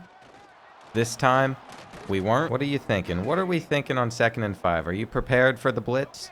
Or am I we got just a bit bluffing? of a game here. We do have a bit of a game. And RBT's going to throw it to Go me Xander. here. Go Xander. Or no, Go he's going to Xander. run it. He's going to run For the it. first down. This could decide the game. It might. It might. Ooh. All right. Ooh, ooh, ooh, ooh, ooh. What are we doing? You're not going for this. There's just no way. You're going to try to get me to jump. Trying to bait you into snapping it anyway. Yeah. He's taking a penalty. Oh, he did He it. snaps it. He did it. Knock He it out. dropped it. Thank you. What are we doing? Dropped it. Why would you do No. that? That was a risky call, and you know what? I'm very thankful for it. Taking the 3 there is crazy. Rayweather from the bed. 2nd and 5. Not there. That's fine. Block for him. Just block for him. What are we thinking here? Multiple routes underneath. We got a blocker. We're going to juke him. Oh, we should have gotten around him too. Same as locked in right now. I know. How locked are you, Sam? How locked are you? You suck, Adrian Bean. All right. Underneath. Underneath. He's still on his feet. You know what? I'm due for a pick from earlier. I dropped it. You due for an interception? Are you now? Are you now? What a throw. I might as well not fumble here. Goodness. What formation are we in? Let's go. Let's go, Devontae. Let's go, Devontae. He's had 3 touchdowns in this game. We're going to tie things up at 35. We are not out yet. No. We're going to give it up. He is going to be sweating so hard. There is 0 shot that gets off before the 2-minute timeout. Dude, his face is red. Is it? I just Somewhere. know that we're going to the 2-minute. What? We're not? Horrendous call. Let's go. Come on. 4th and 2. Can St. Pete get the stop? Oh, no. No shot. No shot. He catches that. Let's go. Now the pressure's on you, man. Why is the pressure on me? Because I already choked. Now it's only the only person that can choke now is you. Are you trying to make me like worried or something? Nah, you just knew this was gonna happen. I'm okay with this. This is the spot I want to be in. This is how we are going to win. I think it's time for Javonte Harris time. Let's go. Get it out. Cut up. Not bad, not bad. What are we thinking on 3rd and 8? The Code and Corn Dogs aren't bringing in much pressure. No! There's a flag. If this is holding, I'm going to be very upset. No, it's gonna be the stupid freaking defensive holding. So from here, do you want me to get into the end zone? What are you hoping for? That right there! Are you that kidding right me? there! No, that right there! Do Come this game. on! I can't do it. I can't do it. You know, between watching how Bengal lost his game and experiencing that, I think I've seen it all in this dynasty. Season 1's already insane. Like, this type of stuff wouldn't happen in a normal dynasty. I've never seen half the things we've had to go Whoa, through. whoa, whoa, whoa, whoa! Where did Whoa, this guy? let's go! Where did Let's he go! Oh! No flag? Okay, I hit him. I hit him. What are we doing? You have to go for it. Here we go. 4th and 23. Can we end it right here in overtime? I don't think my heart can take another sad way of going out. His corner's not really there. He's just going to send it up. Oh! There's no way. Bang! Let's go! I mean, it just gets more insane and more insane. It does. It does. Get out there. Guard him. Nice There's holding, a by flag. the way. Great. Great. See, it's just trying so hard to hand you the win. Oh, defensive holding. What's his glitch coverage here? Like that's I mean, like you just. Why glitched don't you my guard the coverage. slant? Why don't you guard the slant, buddy? Which side am I running to? What do you think? Let's throw it. Let's throw it. Let's end this game right here. Get off our field. You did not deserve to be in this one in the first place. Actually, it was a great game. I'm not even going to take it there. Whoa. Dude, that was such a... Dude, your throw at the end of... Oh, my gosh. That 4th down throw was awesome. The Bordeaux Bowl. There's nothing like getting complimented after losing. I think the Corn Dogs might have given every St. Pete fan a heart attack last week, but with that win over them, where they're currently sitting at 5-5, we are still at the top of our conference, about to take on Memphis. It is going to be a very close race for a spot in the conference championship. And honestly, this is all that's on my mind at the moment. I don't even care about recruiting because we have got to win this game. If I thought the nerves were going to get the best of us the last couple weeks, this is an even worse situation because I'm basically shaking going into this. But one thing I'll say is Adrian Bean has been so consistently good that we might be okay. Same thing with Devontae Rivers. He has stepped up to a level that I was never expecting out of him, breaking off a huge run on his first carry. And this is exactly how we need to set the tone versus Memphis, getting another 15 yards. You know, it just makes sense for us to run the football if they're going to give us a look like this for another 6. And I think you all are starting to pick up on the fact that we love using RPOs once we get down in this position. That did not work for us there, though. I was trying to throw it to our tight end, so we're just going to have to run with Adrian Bean. He breaks one. It's going to be 4th and 4. You know what? If there's one thing we've done well this season, I think it's going for it on 4th down, which is why we're going to hit Alvarez. And he catches the football. Why are you running backwards? What are you doing? What are you doing? That's so dumb. I swear, we are already getting cheated against Memphis. I can't believe that that's how this game is going to open up. They might have caught that football too. Thankfully, they didn't. On 2nd and 10, they're just going to hand it off, and they got a huge running lane here. They have a massive running lane with Frank Peasant. If there is one thing that we're truly not great against, it's these teams that stay in hurry-up mode. And I'm kind of curious, what would happen if we just brought out a heavy set? There we go. It's going to be 3rd and 12 for the Tigers. They threw it straight at us. But because of a clutch tackle, they're not going to pick it up, and they're not going to go for the fake either. We're going to need to get a return out of this, though. I think Javonte Harris is going to be able to get a good amount on the ground. And you know what? As frustrating as that 4th down play was, we're probably going to be okay. We just got to pitch it to him and get like 2 yards. That stadium pulse is definitely coming through. I can say that. They had a free rusher. And I think we're going to be in a position where we just have to punt it back to the Tigers unless we can get a good throw, which we're not. It's really been a rough start for us in this game. The punt is looking all right, though. Nobody is going to be able to get over to it for a big gain. And I did not mean to come out in mid-blitz here, but now that we're stuck in it, it worked. Here on 2nd down, play action is going to get us to bite, but we should have been over to make that play. I really don't love that we allowed that catch. What's our coverage looking like? We pushed them over the marker. I'd expect a run here, but instead, they go for a halfback screen. They're going to come close again. And this has been some of our best run defense so far this season, but they just cut it upfield for a big gain. You know, we're 1 quarter in, and it's not going the way that I was hoping. But at least it's still early on in this game, and that's what we want. As bad as this defense has been for us this season, I feel like we got to run it until they prove that they're able to beat it. We're running into each other, allowing them to get a larger gain than they should have. And they're just going to go for a handoff here that we're over. On 2nd and 13, it's going to be a read option. But we're there. We're there. Brendan Lewis, you have nowhere to go. And here we go. 3rd and 9. Let's get the stop. Let's send a spy. We're good. I gotta say, this has been a pretty disgusting way for this one to start. But we have to know that we can bounce back from this, and I see Xavier McLeod getting pressed over there. I think he might be gone. Now, they had some extra safety help come back to get a hand on it, but I really trusted him there, and we're just gonna go with the quarterback run that gets us almost nothing. To be honest, this has been a really bad game from us all around.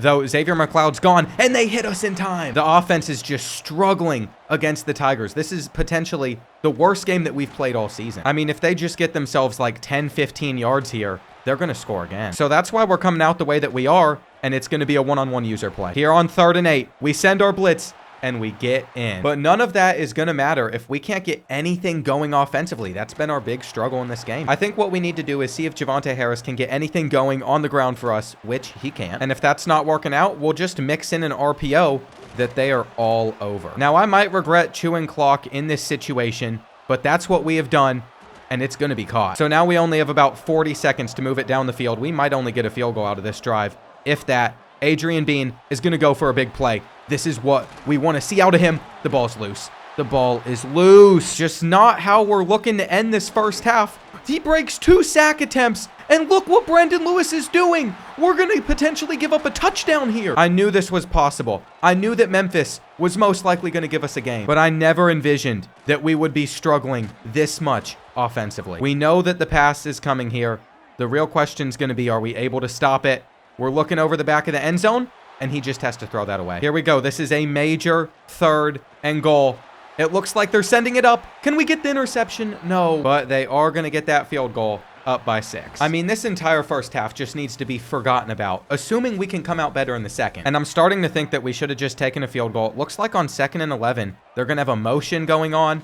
They have so many open guys, but they step out of bounds. So here we go. It's 3rd and 13. It's a quick pass out. They're cutting back in, but we have forced our 3 and out. I cannot stress how well our defense has played in this game. Without them, it would be an absolute disaster. And what we have to do is make sure we do not fumble again. We're going to keep it on the ground, just like that last play, and we're going to get nothing. But I have to believe that 3rd and 5 is going to go a little bit better. Is our block out there? Not really. This might be an awful decision to go for it, but we are, and that's enough. That's enough. What a juke from Adrian. I did not mean to do any of that. I was not kidding when I was saying I was shaking going into this game, that I was panicking. I think it's been pretty clear that we've not been playing our best, but it's a good throw. Xavier McLeod is open, and somehow St. Pete is about to go up by a point. It's so hard with these online dynasties because I went into this game raw. I am moving once again, so I've been moving stuff all day. I have not touched this game. It's the first time I've played, and our offense has shown by it. There is no reason for us to go away from what's worked either whenever it comes to stopping the run. We haven't really gotten any good blitzes out of it, but we are going to have them on a 3rd down potentially. What's the flag? Okay, it's against Memphis. That is perfect. It's about to be 2nd and long, and it looks like they're just going to pass it, which is what they should do. I don't like the coverage that we were in here. Fortunately, they didn't do much with that. It's an RPO on 3rd down. Interesting play call. I feel like that could have gone way worse for us. And what if we just got one good punt return? I mean, I feel like we're not asking for a lot whenever we want that. Sanders in the flat is going to get us 15. But this is what shocks me. It's what they are doing defensively. They're coming out pressing Xavier McLeod after his last touchdown. And you can see, if we just take our slant, we're going to have another 15. We're starting to get into that rhythm. If we can just break through this first level, this is how you beat mid-blitz. And the goal with this motion is to get someone open with a flood concept over on that left side of the field. Now, if it's not there, we're going to have Devontae Rivers. He scoops it up, and he's going to send us into the 4th quarter on the 15-yard line. I can't believe how fast time is going by in this one. We are already at the 4, but that's just how it's worked out for us. The handoff does nothing. I think we should see how much film Memphis has been watching, though. This is how we took down Coden last week, and it works again. The real question is going to be, though, what does our defense do here? We're already giving up a 15-yard run. He's still on his feet, by the way. And that is what happens whenever we go away from this run defense, which is why on 1st down, we sent some heat. That gave us exactly what we were hoping for. On 2nd and 18, we can make that tackle. And here we go. It's 3rd down. They're going to roll out. They're going to find the flat. But he wasn't able to do anything with that, and they decided to punt it back to us, which is amazing. It's an interesting decision, but it shows that they don't respect our offense either. So I think what we should do is show that we don't respect their corners. I want to throw this one up to Xavier McLeod. If it's not there, we got Devontae Rivers underneath. He's having a game. There has been so much pressing that has gone on in this one. Devontae Rivers cuts up, and Devontae Rivers is at the 25. There's a problem, though. We saw it against Coden where we thought the game was over, and then we fumbled. The good news is if we just pick up this 3rd down, it could be over, But what's going to happen here? They almost picked it. All right, Chase Whitaker, this is a huge kick, and we're locked in. We're locked in. No block. It's going to go down the middle. Perfect. That's perfect. I mean, what we just witnessed offensively, we obviously never want to deal with again. But on the defensive side of things, I'm very happy with how this one is going until now. Until they just got 15. I'm not willing to say that this game is over since there is plenty of time left. They're trying to thread it up the seam. And Javonte Caldwell didn't only not get to the ball, but he couldn't make a tackle. We're getting in that territory where it wouldn't even surprise me if the Tigers recovered an onside kick. Looks like they're going to make a throw at the last second. All of our guys just ran away from it for whatever reason. Scoop this up. He snags it out of the air. No fumble. We can take a knee. This has been a stressful season. It's been a season of close finishes and miracles. But somehow, the Sea Turtles have made it to 9-2, and we might be ranked going into next week. I will say it wasn't the most impressive performance out of Adrian Bean or anybody on our offense, but it was enough to get the job done. John Snead is still our only commit, but I think it's time that we start to put some hours in the Jamie Bonia. He's got the helmet on. He is ready to play for this program. And there's a lot of other guys that we're staying in first place for. It looks like Eastern Michigan might just give up on Sexton after 1 week of us pursuing him again. We're going to try and stay in first place for as many of these players as we can get, because I don't know what the transfer portal is going to look like. I mean, I'd rather just be safe than sorry. Some of these guys we're not even putting hours into. We have a couple 2-stars here that could help out our offensive line, and then we got some special teams players. Other schools can still come into the picture, but this has been the plan the entire year. I would have never predicted that it would have gone this well in the first place, and coming up next week to end this season, we got to take on Gatlinburg. We got to take on NotTheExpert, as the Pigeons are already bowl ineligible. They're playing Beaumont right now. And depending on what happens in all of these conference games, the conference standings could look very different in just 1 week. I can't believe I'm saying this right now. We're most likely going to have to play Louisiana Gulf Coast in the conference championship. It's just ridiculous what I witnessed. You all can see it on RBT's channel through his game with Coden. He was down by 14 with like 4 minutes left against Tulane, who should be 6-2 in conference play. He ended up winning off of a forced fumble in the final 2 seconds before it even went to OT. And what this means for us is no matter if we win or lose this game, we're in the conference championship, but we're going to have to play against the one user, against Eric Rayweather, against Louisiana Gulf Coast, who destroyed us this season. And I also put on our team colors since we have a couple of massive games coming up. You know, the jersey combo in the menu is looking a little bit better than how it is on the field. I'm not sure how to feel about it. I think it's only right we open up this game with a run and just let Rivers go to work. He cuts to the outside. My gosh. We'll take it. We'll take it. He's faster than everybody on my team. Who are your star players on defense? I got 2 corners and a defensive tackle, but they're not good. Not really going to make a huge impact in this one. Good to know. Devontae? Devontae? Look at him go. I like what we're seeing so far on the offensive side of things. This is a tough throw, though. Oh, intercepted. Adrian Bean just does it. He does it again. Oh, my gosh. He always manages He's chasing him down, though. It over, and he makes up for it. The good thing is no matter what happens, we're in the conference championship. So he's clicking the off. team is not locked in. Has he read the scouting report? Does he know who's getting the ball? I think it's pretty obvious that you're probably going to run it, but and we're going to throw a dime. You bring the safety up, I'm going to target you deep, sir. Why do I play so bad against every user? I just can't get off to a good start against anybody. It is time to rely on Javonte. Let's go, buddy. Cut up field. Oh, I see. Keep going. Your receiver? Keep going. We might be playing Wildcat right now. Oh, it's there. He's cutting it up field. He's up the middle. Come on. Keep going. Stay on your feet. Javonte, go, go. Wow. We're back in it. Just like that. What a run. You know, when Coach decided to put him at receiver instead of running back, it was kind of a weird decision, but it's okay. Safety's coming in the box. I don't care. We have to be able to stop Mike Masters, your best player. It needs to be known Mike Masters currently has like 3,000 total yards of offense, I think. Something like that.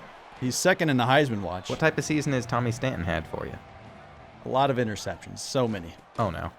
Whoa. The question is, can we hold on? 3rd and 14. It's a screen. Mike Masters, though? Sure. That's good defense. I'd expect nothing less. Oh, it's a fake punt. Oh, yep. We tried to pull a fast one. We got nothing to lose here. There is something that Arnold Bean has seen here that he really likes. I don't know if we got him. We do. If we would have thrown 2 picks this early on, would have been an issue.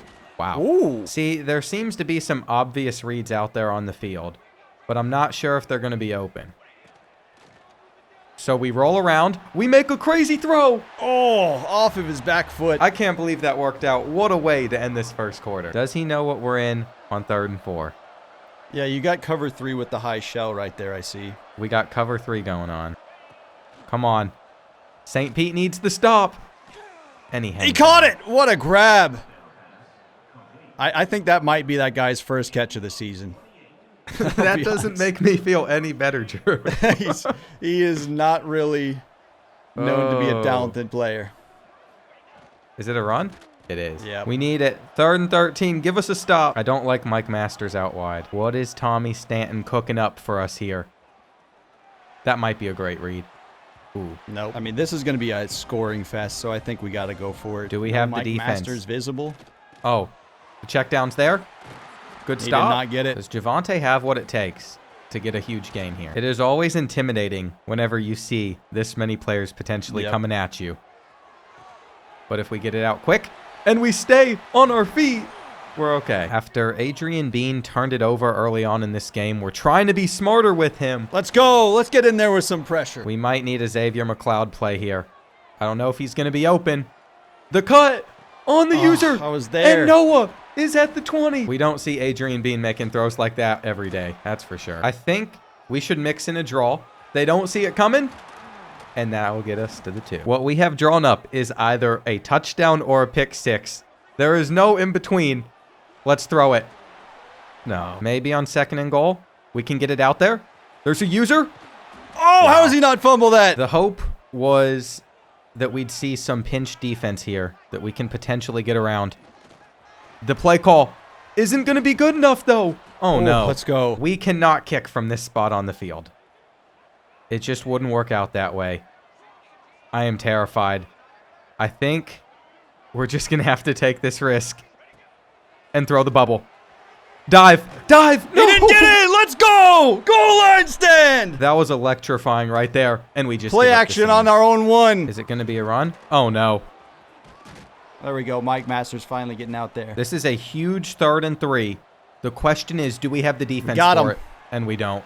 We don't. I don't like what's going on over on that side. Oh, it's a quick out. But we get there with Javonte. Quick snap. Going to be hard to get the stop here. There's a flag. What a bailout. It's going to be coming back. That feels really lucky then. I don't love this. I don't love this at all. What are we going to give up here? He's going to go for the sideline. And he throws it at us. Make a play on it. Oh, can we get the... That's not good getting tackled right there, unfortunately. Mike Masters is celebrating. Does he realize that you have to get the spike off? All right, I'm slamming the button to spike as fast as possible. Do we catch him don't let him get it. offsides? Don't let him get it. So a bad coaching decision. Should have thrown that away. I would say it helps that we know Mike Masters is one of your main players. And if we can shut down the run, then we should be okay. Oh. Ooh, hurdled a man just to get 2 yards. That's a little reckless. So what year is Mike Masters? He's a junior, so only got him 2 years. Okay.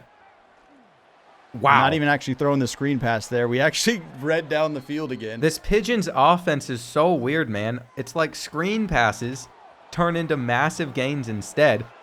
He's still on his feet. We might be in a position where having man blitzes out there are really effective. Bad decision? Uh-oh. Awful coaching decision. So I think what everyone's wondering is this 4-down territory right here? Especially... Oh, it's not going to be 4-down territory! Let's go! What a play! Are you kidding me? I mean, he broke like 3 players on that tackle. I can't believe that. That was a very effective drive. Solid drive. Frustrating on our end, of course. Especially with this much zone coverage, but we have all the time in the world. So we're going to find Noah Alvarez, who's still on his feet. Can we get a block here? No, we can't. I think we have to continue to come out in 5 wide. We'll go underneath this time. Running around. Jalen Brooks, 9. There's been a lot of movement from that linebacker. And I think it's because they read the scouting report. We knew that was probably coming there. We got the quick hike, and it's going to Carter. We got play action going on. Mike Masters. Oh, no. He's taking ankles. Ooh. I have a solution that might stop him, but it's going to involve leaving everyone else open. What do we have on 2nd and 8? An Oh, in that's a route. great throw. Halfback screen coming on second down, and there's no one around. Need that block. There's no one around. Come on, keep going, Mike. Okay. Last time it felt like we had you, and then Mike Masters went off, so I don't know if there's much we can do in this situation besides send everybody. It doesn't. And let's go. Just swerve around it. It doesn't matter. He's incredible. One thing I don't believe we've done a great job of is running the football, but we're going to get a decent gain here. Oh, with the option. receiver. Sometimes you just got to go back to the ground. Javante, come on. Oh, that is a quick acceleration on that. Probably the biggest play of this game for us. And I think we got the angle route. Let's go, Eli Sanders. He's still going. We've never run this play before, but I don't mind it. Looks solid. Inside the red zone, though. This is where it's hardest to score. I chose And the wrong lane. Devontae. Oh, my gosh. He dunks on the ref. You got 3 minutes. First play is going to be a run to Mike Masters. That's a good call. Here on 2nd and 7. I kind of like what we got going on. The playmaker could lead to something crazy. Interception. Javante. That's your ball game. You still have all 3 timeouts. I'm not able to close this one out yet. We're going to need a big play here. That's a great user. If we pick up this 3rd and 10, it's going to be very hard for the Pigeons to come back. What's the flag? Holding on a sack is insane. If you manage to reach the end zone with nothing to lose, I'm going to guess you're going to go for 2. That would just be the assumption. Oh, it's a huge run for Tommy Stanton. Is the stadium pulse helping us at all? That's the real question. I got him no. deep, but I can't throw that. The stadium pulse was mild. It only took 2 inputs. So what you're saying is St. Pete fans are not showing up very well right now. No, I mean, they're there. It's just we're kind of locked. I'm seeing lots of open Super players. risky Can we make a throw. play on it? No! Oh, my goodness. Here we go. 3rd and 10. Stadium pulse is getting loud. I'm stuck. I am stuck. It's going to be 4th and 1. I think we have to call a timeout. It's smart. Do we think that you're about to run this? Because I do. I think Mike Masters is getting this ball.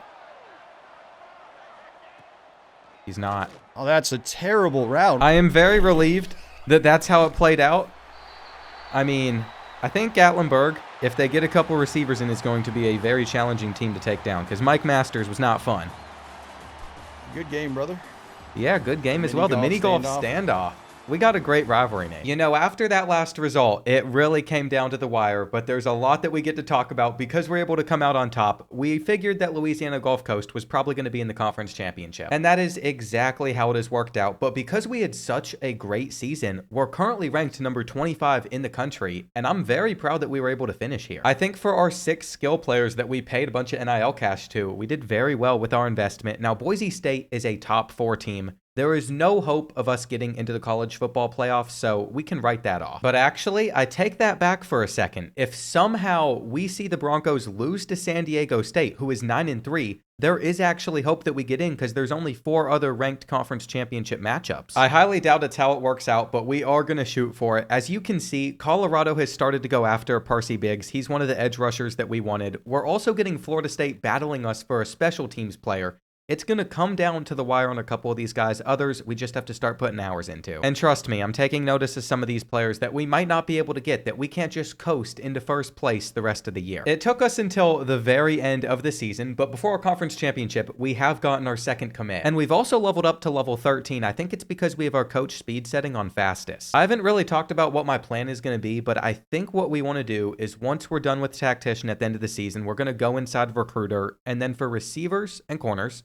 it's completely broken right now. But once it loaded, we want to get to tier 3 portal king so we have a better chance at getting tight ends, receivers, and then corners and safeties. Eventually, I'd like to become a talent developer. We're not going to fire our coordinators this year and get some new ones just because I think next year we're going to have better options once our team prestige goes up. And I am still terrified after we got blown out by the Swamp Owls the last time we played them. But St. Pete gets to host this playoff game, which is very beneficial to us. We also average more points per game than them. And I'm just hoping that we can stop Terrence Springs because he's fast and he's also had a pretty good season. He's top 25, so that means we might have a little bit of stadium pulse to deal with, which means can't hot route as consistently.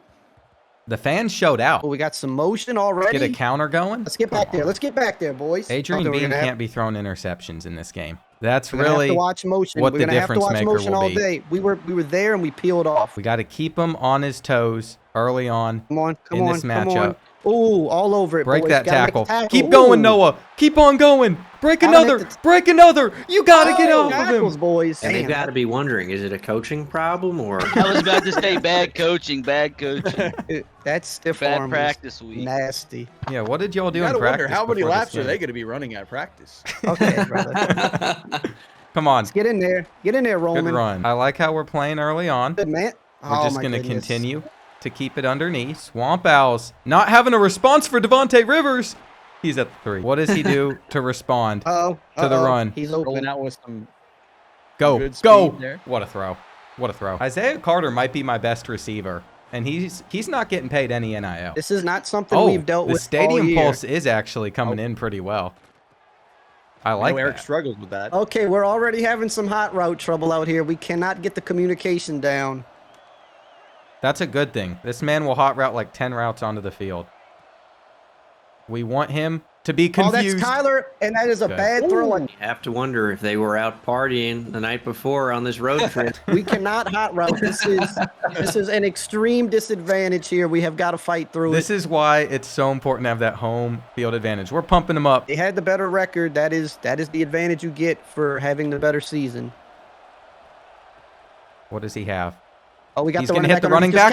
Catch it, Oh, Kobe. come Catch on, it, Kobe. man. Uh-oh. Communication's having a little trouble there. They cannot hear. That's what we want to hear. What are we going with?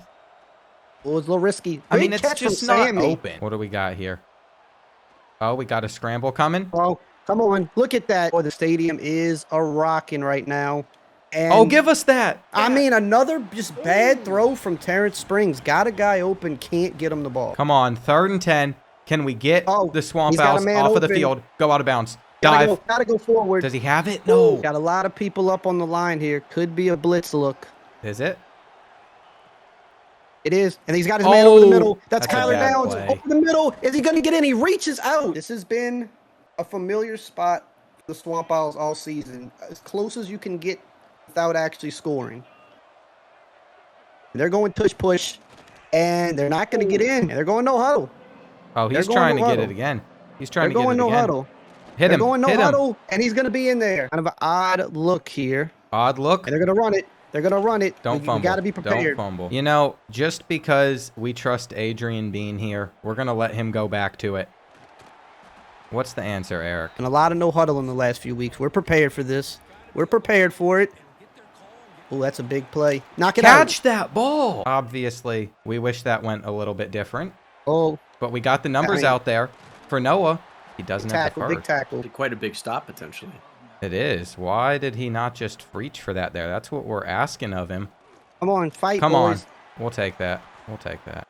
Let's get the bubble out. It's an I mean, awful throw. we got a hard flat out there, boys. Make a play. We have never run this play before. Is that what you should pull out on a 3rd and 2? Probably not. What is the button for him? Uh-oh. Let's get there, boys. Let's get Not there. moving. He didn't move. Pick. Let's go. I should have thrown it away. That's Kyle Davis, the freshman. I should have thrown it away, but why wasn't he a freshman button? corner. Snap Eric the ball. struggling Snap the to ball. snap it. Ooh. What a move by Terrence Springs to make something happen there. They're going to go RPO. It looks like he's going to have it. We need a block, Sammy. Big block from no. Sammy. And Johnny Ryan is going to go for a huge gain. Big 3rd down here. This is a field goal that is not a give me with their kicker.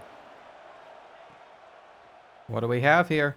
Do we have Can it? they get it over there? Are you Sammy, the kidding spinning me? catch. This is another really big 3rd down. Can they get off the field yet again? Do we trust ourselves to get a defensive Oh, stop? He's got him, Sammy, at Yes. the back of the end Yes. zone. All right, we're going for 3. Man, a little bit of wind. And this Stadium meet, pulse on the hash. Let's get this crowd going, man. this could be this is not an easy kick here. Please Let's miss see. this. Please miss this. Oh my gosh. You got to wonder if the coach is going to be revoking scholarships after that one. Yeah, is your kicker staying on scholarship after a miss like that? We are trying to currently replace him. Can that be a good Oh, throw? It is. It is. Ooh. We'll take it. We got a minute left in this half still, which gives us a good amount of time Get to there, just Kyler. Let's get there, stay Kyle. on your feet. Oh my Let's get there, gosh. boys. 2nd and 8. He's a little bit nervous about what he is out there. What a throw. Adrian Bean is having himself a day, and he wants to get more. Pick it up, pick it up, pick it up. Get in. Sit down, son. We'll take it. All the luck in the world. That's nuts. Pick it. Oh, Oh, that's no. big. We only have one timeout left because we did burn one already. Got You Kobe see out of the him? backfield. You have no timeouts left. We like that. Don't tackle him. Uh-oh. Oh, I have a feeling that the accelerated clock is going to carry us into halftime. I'm holding the Man. button down. It is a Like- great day. That's home field advantage, dude. Looks like the Swamp Owls have gone kind of silent. You got to wonder what they're about to run on 3rd and 1. Swamp Owls are locked in. Oh, that's a great play. That is a great play from the Swamp Owls. Oh, we got a quick snap. Quick throw to the tight end. Do we have a stop cooked up? No. Oh, we're going to see if we can thread the seam. Seriously. Big touchdown, Sammy Wallace. Come on, man. Eric, you see what we got here? Yeah, I see it. All right. Cut We're it ready. up. Oh, good cutback. Cut it up. Good cutback. Cut it up. We were ready for Fast. it. We watched the film. We were ready, but Were we ready? I don't know if Maybe you not. were. I don't know if you were. Javante, keep on going, buddy. We'll take it. This is a very fun offense we got going on here. I don't know. You got to wonder, is Coach ever going to call a timeout with his team just getting a rundown? They said they were watched the prepared. film, but They It's- were it's- prepared. silly me thinking we're gonna play like gentlemen. We don't like that switch. Get there, boys. Get there. Good Really? knockout. Big down here. Big down, boys. Get off the field. Get off the field, boys. There it is. Oh Big my pressure. gosh. Would have liked to pick there, but we'll take the hit. The kick is a tough one to hit, but we did a good job. We're going to see what we go. can get John- going defensively. Johnny Ryan, let's go. Johnny's been really big today. Big drive here for St. Pete. He's got Jet Brown. Jet Brown, big catch. We're probably giving a little bit too much time back there for you to operate. Aaron Springs, another good check down. Let's see. Uh-oh. There's just Can no hit Sammy on the run. Sammy way. on the run. It's disappointing whenever we can't come up with a play like that, but we just got to ride it out He's got his receiver, but and let him miss. Will we be able to hold them here? I mean, nothing's open. he's taking He's off. That's still really gonna get risky. 4. That's really risky. You got to wonder, can we hold him putting it here? on the ground. And we can. Swamp Owls are lining up to go for it here. This is a big play. He runs it. They're gonna hand it He runs off, it. and they're Let's not go. gonna get Great it. defense. Whoa. I think we can expect a blitz to be coming in pretty fast. But if we can at least get rid of it. Oh, it's a pick! Oh! Pick six! Jackson with a pick six! Oh my goodness! I mean, Oh it just, my goodness. he didn't even try to catch the ball. That is a frustrating way to give up a touchdown, but we have to They're trust running our it. offense. That blitz is coming in fast, or it's going to be a chance to hit an Oh, out can we route. get there? Oh, We'll take it. First down. We'll take the 7. I think we might just be sick over that interception after this game, though. That one could be one that comes back to haunt us. Go. I Go. don't think Roman can get there. What a throw. What a throw. No. No. I don't love that he didn't get into the end zone there. It's not what you want to see in that situation. Come on. Come on, boys. But he had to make a have it. decision, and we're in. Looks like we're just getting no pressure in. Come on, And he's Johnny. still Come on, his Johnny. feet Fight. there. He's a tank. Where am I? Who am I on? Hey, we got Johnny Ryan again. Another big play. He is continuing to break tackles. He is trying to put the team on his back here. Oh, he's got Johnny Ryan again. I mean, he is just making play after play. He's going to go down short, though. That is questionable. Honestly, not happy with it. I should have just took the points, but You We'll didn't see. trust Terrence the Springs defense. on the run. You didn't trust the defense. Making a lot of changes. it's all to fake. Kobe Gallows is going to get in. We have the ball in our hands with a minute left. Conference championship going to be on the line here. Hey, this is a good way for the conference championship to end. Oh. No. Oh, that's a pick. That's a pick. That's Kyle Davis, the second pick of the game. He has not had a pick all year. I don't He's believe. got 92 throw Who on the they? run. Oh. Oh, my goodness. We gave you the win. We gave you the win. This is awful. 2 big picks thrown by Adrian Bean. 3. He threw 3 interceptions. He's normally... Oh, I'm saying the two in the second half were big. This one hurts. Battle for the golf, baby. Well, there's the Heisman winner. Congratulations, Derek Jordan. Now I've broken away from the boys for a second because I'm having to soak in a really hard loss. I blew that game. Adrian Bean blew that game. There was no reason for a couple of those interceptions. We panicked and we let the nerves get to him. Now he's a freshman quarterback. Composure's a big issue. We can bounce back against James Madison in the Myrtle Beach Bowl. We could still finish 11-3, which is good. But I have to admit, I'm pretty sick with how that went. We'll see how many of these players we can get in the offseason. Looks like Matt McDonald is going to go over to NotTheExpert in Gatlinburg. They can have him. He cared about playing time. We're going to get Jamie, which is great. He's got his helmet prepared, but it's time for the dev traits because 2 of our players have already decided that they were going to commit, and John Sneed is a star dev, while Elijah Neighbors is impact. He's going to be a user for us. Gotta say, disappointing to see that we're going to lose on a punter, but Florida State wanted him a little bit more, and I think we're in first place for everyone else. All in all, if we check into this playoff bracket, Toledo got the spot in, which means Boise State lost, but it looks like Louisiana Gulf Coast was not the 5th highest rated conference champion. That means we would have had a playoff spot if we just won that game. Never mind, I'm a little bit confused because I saw Boise State in the playoff as well. I'm not sure how that was possible. At the end of the day, though, it is what it is. We have a rival. Our biggest rival is going to be Louisiana Gulf Coast. I was sweating so hard, and next year we're just going to have to come even harder on him. Looks like James Madison averages more points per game, but I am confident that we can finish out this season strong, even if they went 11-2. You know, I feel like I have let everyone down. We had a very winnable game there, and we just choked at the end. Of course, we wear teal jerseys when we're playing on a teal field, too. It's raining as well. I can just see this setting up to be an awful ending to the season. I really think that what we're going to have to do after this game, once we get to the transfer portal period, to end this video, is just target some receivers, see how we can improve our offense for next year. I would like to get a much better offensive line. I'd like to get a super fast receiver. I have a couple guys in mind that could make a huge difference if we land them. And let's see what Xavier McDonald can do over there. I might as well just throw this up.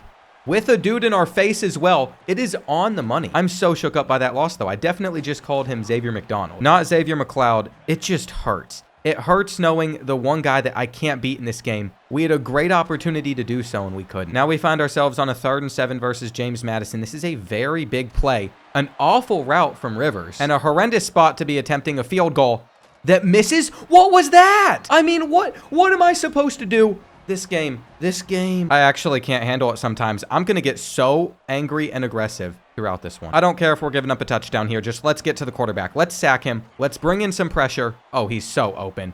He is so open. This is why the Dukes are 11-2. You know, for us to bring 7 players at them and not get a clean rusher in, there we go. That's a better look. He breaks all those attempts, though. Can we pick it up? Oh my gosh, man. We should have had that football back. And now they're about to get a huge gain, making it a 3rd manageable. I mean, it's still going to be challenging for them to pick up, but they have a lot of time back there. A lot of time. It's out of bounds. I don't think you all understand, though. That game, we were audibling so much on defense. We were trying to confuse him. We prepared. Not really prepared. I feel like if we actually did that, we could have been better offensively. It's been a rough night just for every game, but at least we're getting this run. I have a feeling, though, that a couple of those results and mistakes are very relatable things that have happened to some of you boys in your online dynasties. We're just going to let Isaiah Carter get 7. And I got to figure out how we're going to win that game next year. It is 100% the biggest one on the schedule. It's the one that we're going to have circled. We aren't going to be able to have many great routes on this play.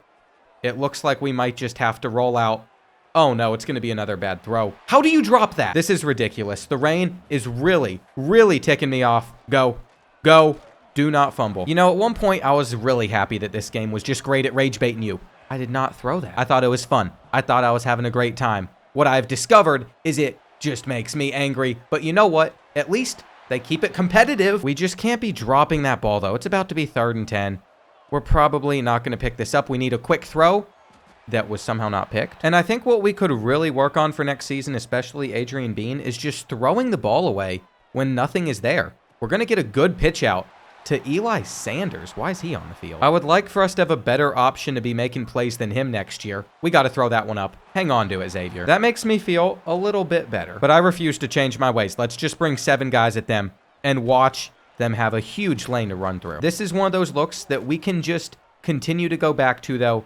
Eventually, it might work, especially if we're sending 7 and they only can potentially block 6. That's where this really does wonders. The strategy is simple. We sack them, and then after that, we just run some zone coverage, which is going to make it 3rd and 4. I'm not sure how to feel about that. The slants are kind of there, but instead they just run for it. I wonder if he's going to have any issue in seeing where we're at on defense as well, just because we literally blend straight into the field. I'd like to see an Alonzo Barnett mistake here. We're over the safety in the middle, which is fine. We've been able to get them to a 3rd and 13, and you have to wonder, is that seam there? They're not going to take it. They're going to throw this ball up, and we're just going for the swat. Perfect. I really feel like our defense has been solid enough for us to not need to go heavy in that direction during the portal, but more so on the offensive side. I would really appreciate it if we could have an offense that just allows Adrian Bean to cook, because he's fast. That's an advantage. And especially if we could run the ball a little bit better. Not that Devontae Rivers hasn't been great, but he just doesn't have the speed where if he hits that second level, he can break away for a touchdown, which is really disappointing. Like here, he's going to get caught. We do need to try and make sure that this is the final drive of the first half, though, which it's looking like it might not be. Or maybe it will. To my surprise, James Madison not calling a timeout. We're going to look straight over in Noah's direction, and it's not caught. I'm not too upset by that, though, because we can still go up 2 possessions. What just happened? I genuinely don't know what is happening to our kicker. Like, are we just not able to kick in the rain? He is 79 kick power. He is 60 kick accuracy, but 79 kick power. This is not a far kick. This game literally came out like 3-4 months ago. There is no reason that kicking should still be broken. I love college football. I love college football video games, so I'm always going to be playing it no matter what. But this is the type of stuff that makes people say, oh, that's low effort, that shouldn't be there, and never return again. It's just mind-boggling how many wild things we've seen throughout this entire Dynasty season while playing. And it could cost us this entire game. We've left someone open on multiple spots on the field. We can only control what we can control, though. If we're going to get cheated like this, we're going to have to make some plays. And he's still on his feet. That's the problem with getting this aggressive. If we aren't able to get a hand on him fast, you know that they're going to get that big type of play. And I am so willing to send that blitz again. I don't care at all. I don't care at all. I'm mad. I'm mad. Block more people. Am I taking advantage of the fact that the computer's a little stupid? Potentially. But that's because we have to. Even when we drop back into coverage, we are getting the sack. They're punting it back to us, and this could be the lowest scoring game of the season. I truly am not going to mind if it is, though. We need to get our tight end a couple more catches. I just don't know what our playstyle grade is currently looking like. So there we go. We got Sanders. On 3rd and 6, let's see what type of coverage they're going to give us. Looks like we would have had our drag, but we're just going to have to throw it to Sanders again. I mean, I'm not going to sit here and tell you that's a great read. It is far from it. It is very far from it. This is also an awful read, but I thought we might as well try. We're just going to go for the stretch on the next play, and that'll make it 3rd and manageable. I feel like worst case scenario, Adrian Bean will be able to scramble to help us pick this up if we don't throw it. And you could call this an awful decision. It probably is, but I told you all, for this season, we're going to get aggressive, and that's why we've done it. Javonte Harris is getting pressed as well. Just give me enough time, and he might have a touchdown. He's not really there. They're probably going to get a hand on it. And it's not like we can go down the field, settle for a field goal for a 2-possession lead. We already know what's going to happen if we try and do that. Here we go. 3rd and 7. Tight end is open because of a corner blitz. Are you kidding? I am telling you right now, I don't know what EA has done, but this game is ready to be put on the shelf for a couple nights after this.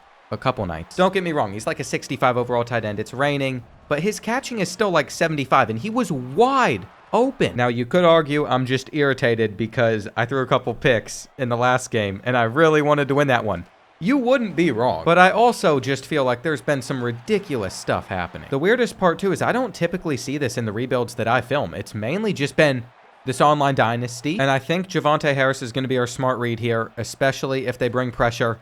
Oh, he got cooked. He got cooked. Thank you, Noah. You know what would make me feel even better, though? If we just decided to get another sack.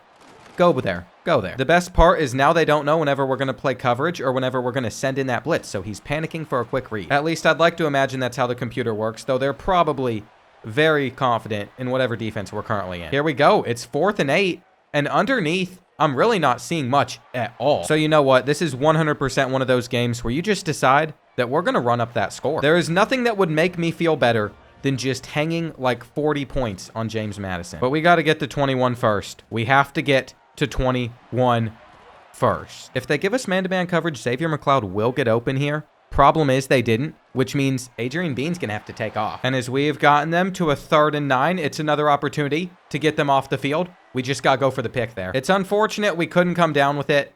I have a feeling we're going to swat that, though. And look at Xavier McLeod over there. It's looking like we're going to get a one-on-one chance. Go for the aggressive catch. These are the types of balls he can catch. I have never played more angry in my life, but now I would honestly just like to shut out James Madison. That would really make my day a lot better, but we didn't get in. And he's loose. He's loose. Someone make the tackle. No. You know what? There were still a lot of moments from this season for us to get excited about whenever it comes to the future. Is this going to end the game the right way?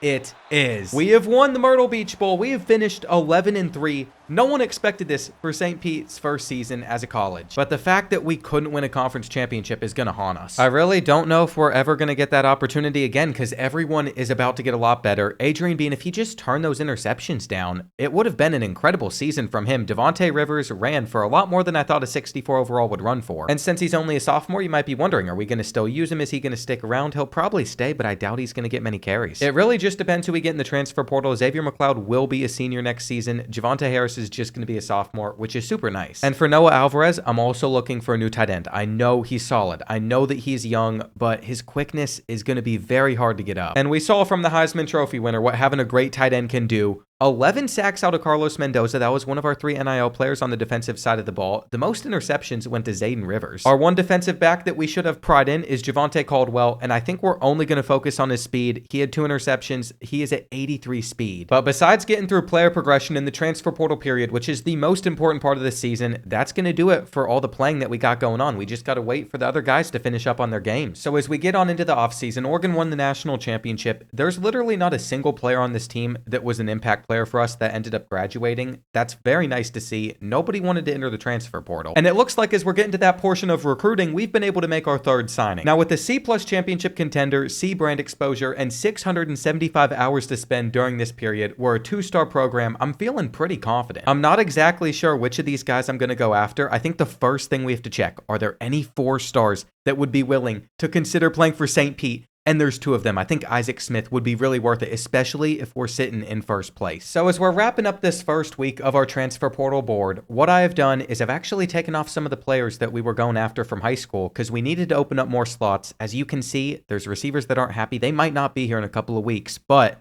what we currently had to do was leave some of these guys in first place. We should be able to close them out. We'll see if these battles end up having any interest from the computer. And Isaac Smith and David Stone are the 2 big targets that we want. Those are the 4 stars I pointed out. Jelani Thurman would be really nice at tight end. It looks like no one else wants him at the moment. Maybe I should be putting some more hours into him, but another player that could be tight end for us is actually Cameron Dyer. He'd be a younger option, and we're really just going to see who guys end up going after in this week. There's not much that I can say about this board because it will probably shift a lot depending on who everyone pursues. Well, I have some good news as we head into this second week. David Stone, we have him on a visit. We've also set up 2 complimentary visits with some of the high schooler edges just so we can get an extra bonus. We know his hard sell, which is amazing news. So we might be able to get the 4-star defensive tackle. As for Isaac Smith, he is the 31st best player in the country. Arizona State doesn't have a pipeline, so we might have a chance there as well. Tank Hawkins and Jelani Watkins, 2 fast receivers. Looks like Not the Expert, the Gatlinburg Pigeons, are going after one of them. And for the one corner we had on our board, it's not looking great. What I've really run into is me and Drew are going after a lot of players, and I'm not willing to pull out, and I don't think he is either. Since I have an idea that I might want Cameron Dyer to be our tight end, I am going to let him have this guy named Jelani Thurman. He's a very good tight end. We've had him in a rebuild before, but I was like, you know what? We'll just back off. And I'm hoping that the next time I check in with you guys, I have some better news. That is exactly what I wanted to see right there. David Stone has committed to the program. We're also getting another commit. It's Jordan Thomas, 2 good defensive tackles. But we're not done there. Derek Simmons is going to be a Sea Turtle. Now, for some of these other guys, like Tank Hawkins, he's on a visit this week, but USF has jumped us. And I find that very frustrating because if we look at his hard sell, we literally can't do it. So all we have to do is send the house. We have him on a visit. We're going to also have to schedule Cameron Dyer so we can get that extra little bonus and hope that that puts us over the edge. The other thing I want to point out is Not the Expert is still not backing off on some of the players we want. Fortunately, it says we've been able to schedule him for a visit instead of him, so we should be able to land him. Cooper Perry might end up going to the Pigeons. But you know what? While I sit here looking at some of the other players that are still in the portal, then I look at our board. I'm very proud of the list we've put together. I'm also proud to say that Isaac Smith has decided he wants to be a Sea Turtle as well. We might have gotten all 35 guys. Jalen Mbakwe is such a big signing because he could be a 2-way player for us. Tank Hawkins, fast receiver. Did we get the other fast one?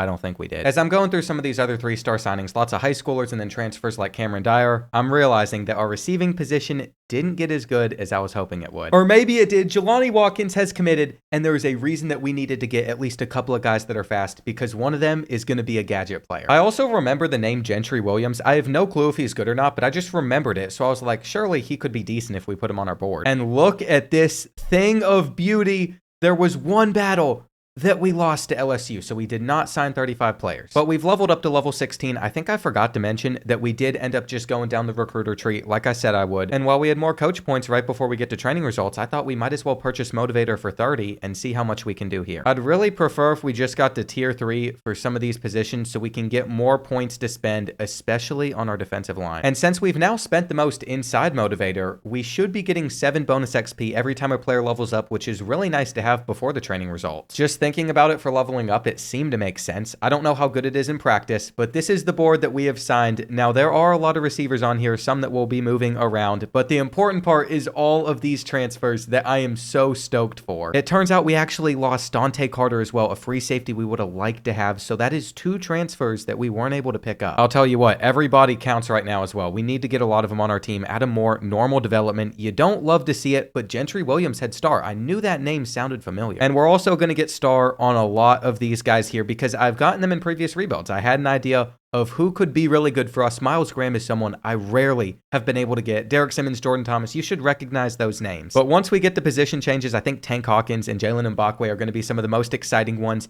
David Stone for a 4-star, only his impact. Isaac Smith has star though. And I can't say I was too excited about any of these high schoolers until I stumbled upon elite development on Kevon Chamberlain. He's not going to play for us for a while, but he could get good fast. Demetrius Callis is the last name I'm going to give you all as well because he's most likely going to be a running back, star dev there. And what class does this give us? I would assume we finished maybe inside the top 50. Bengal with Beaumont just got above us at 36. We had the second best of the users. And as I'm sitting here comparing our 2 classes, I don't know how we got the higher rating because we had the same amount of 4 stars. I had 1 extra 3-star while he picked up a 1-star. Who knows what that was? And it looks like we all out-recruited the computer teams inside the American besides NotTheExpert. Tulane got him by 1 point, but all of our classes are pretty similar. Now, before we even get to training results and position changes, we have to note that Isaac Smith is an 88 overall, so he is going to get drafted next year. I love to see that. David Stone only comes in as an 83, plus he is a junior. But I think our first change is just going to be moving Carlos Mendoza over to the edge because he is pretty fast for a defensive tackle. I also really wanted to make sure that we had a better special teams this year, which is why we picked up 2 punters. One of them can play kicker for us. That should change things a lot. And since Adam Moore is going to come in as our tight end with only 74 speed, but we don't have any running backs that I'm really excited for besides Callis, we have a hard decision to make on Cameron Dyer.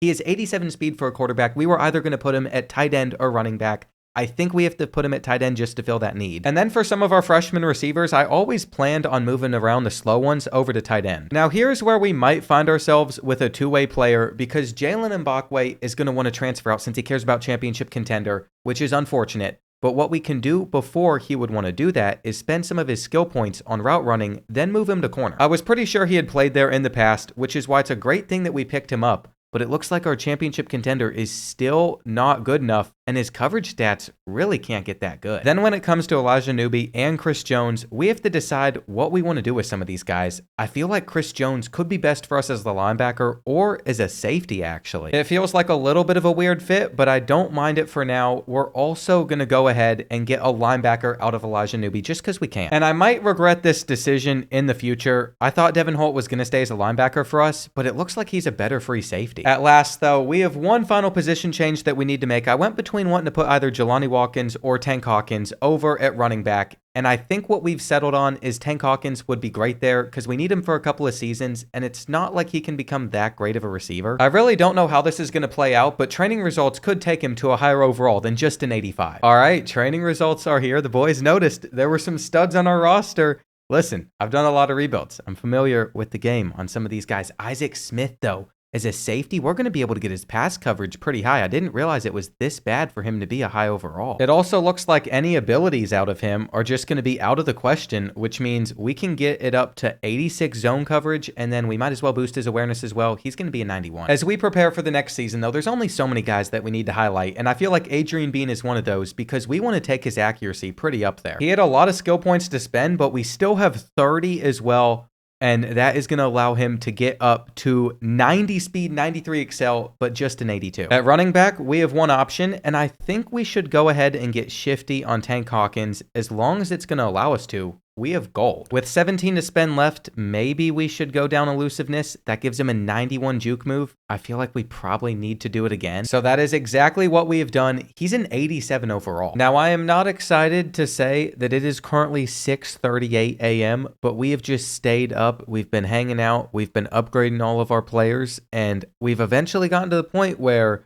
I'm very happy with how a lot of the roster's looking. I'm pretty sure it was Drew and I that were battling it out for Jelani Watkins, and we fortunately got him. I can't believe we got both of the receivers I really wanted. His skill caps have already been met, but we could still try and get stuff like his juke move up. And then at the tight end position, Cameron Dyer's actually turning into a pretty good option since Adam Moore was such a bad pickup. While we've been going through all this progression, I've noticed that although I have some really good players at the skill positions, I have the worst offensive line in the conference, and it's not even close. Some of them recruited like 7-8 offensive linemen through the portal. The only good guy that we got was Casey Henry, and I honestly don't know if he's going to be any good. He was a transfer. I just upgraded his pass protection, so his run blocking's not great, but I did that because his archetype was pass pro. I'll at least say on the defensive line, I'm a lot more excited since we were able to snag both of these players over Gatlinburg, and we were also able to get Carlos Mendoza, our star NIL player, up to an 89. We got David Stone, the 4-star. We had Jordan Thomas, another guy that we got from the Pigeons, and winning those battles really shaped up most of our defense. I feel like Miles Graham should have gone to Coden, but he never put hours into him. We're probably going to start the freshman Elijah Neighbors. And then for our final linebacker, we have Elijah Newby, so another Elijah out there. The corners where we got super lucky. Gentry Williams, I remembered him from the revamp days. I think he was like a freshman, super fast as a corner. I hadn't seen the name in forever, but he was in the portal and no one wanted him, so that was super lucky. I will say though, even with Jalen Mbakwe, we are unfortunately going to lose our top 3 corners at the end of this season, so we're stuck with just Javonte Caldwell due to these transfer reasons, or they're just going to graduate. But I think moving Devin Holt over from linebacker to free safety was a pretty smart move. We got his pass coverage up there, only 88 speed, so he's not the fastest. But here's the thing, anything is an upgrade when we compare it to the team that we were using last season. I'm feeling very good. I think I've been able to build the best roster just because I do a million rebuilds, so that really helped. Don't get me wrong, there are definitely holes that we still need to make sure we address next season. I think we're going to stay using the transfer portal because that's how our roster got that good. It's not the high schoolers that we got that are really making that difference,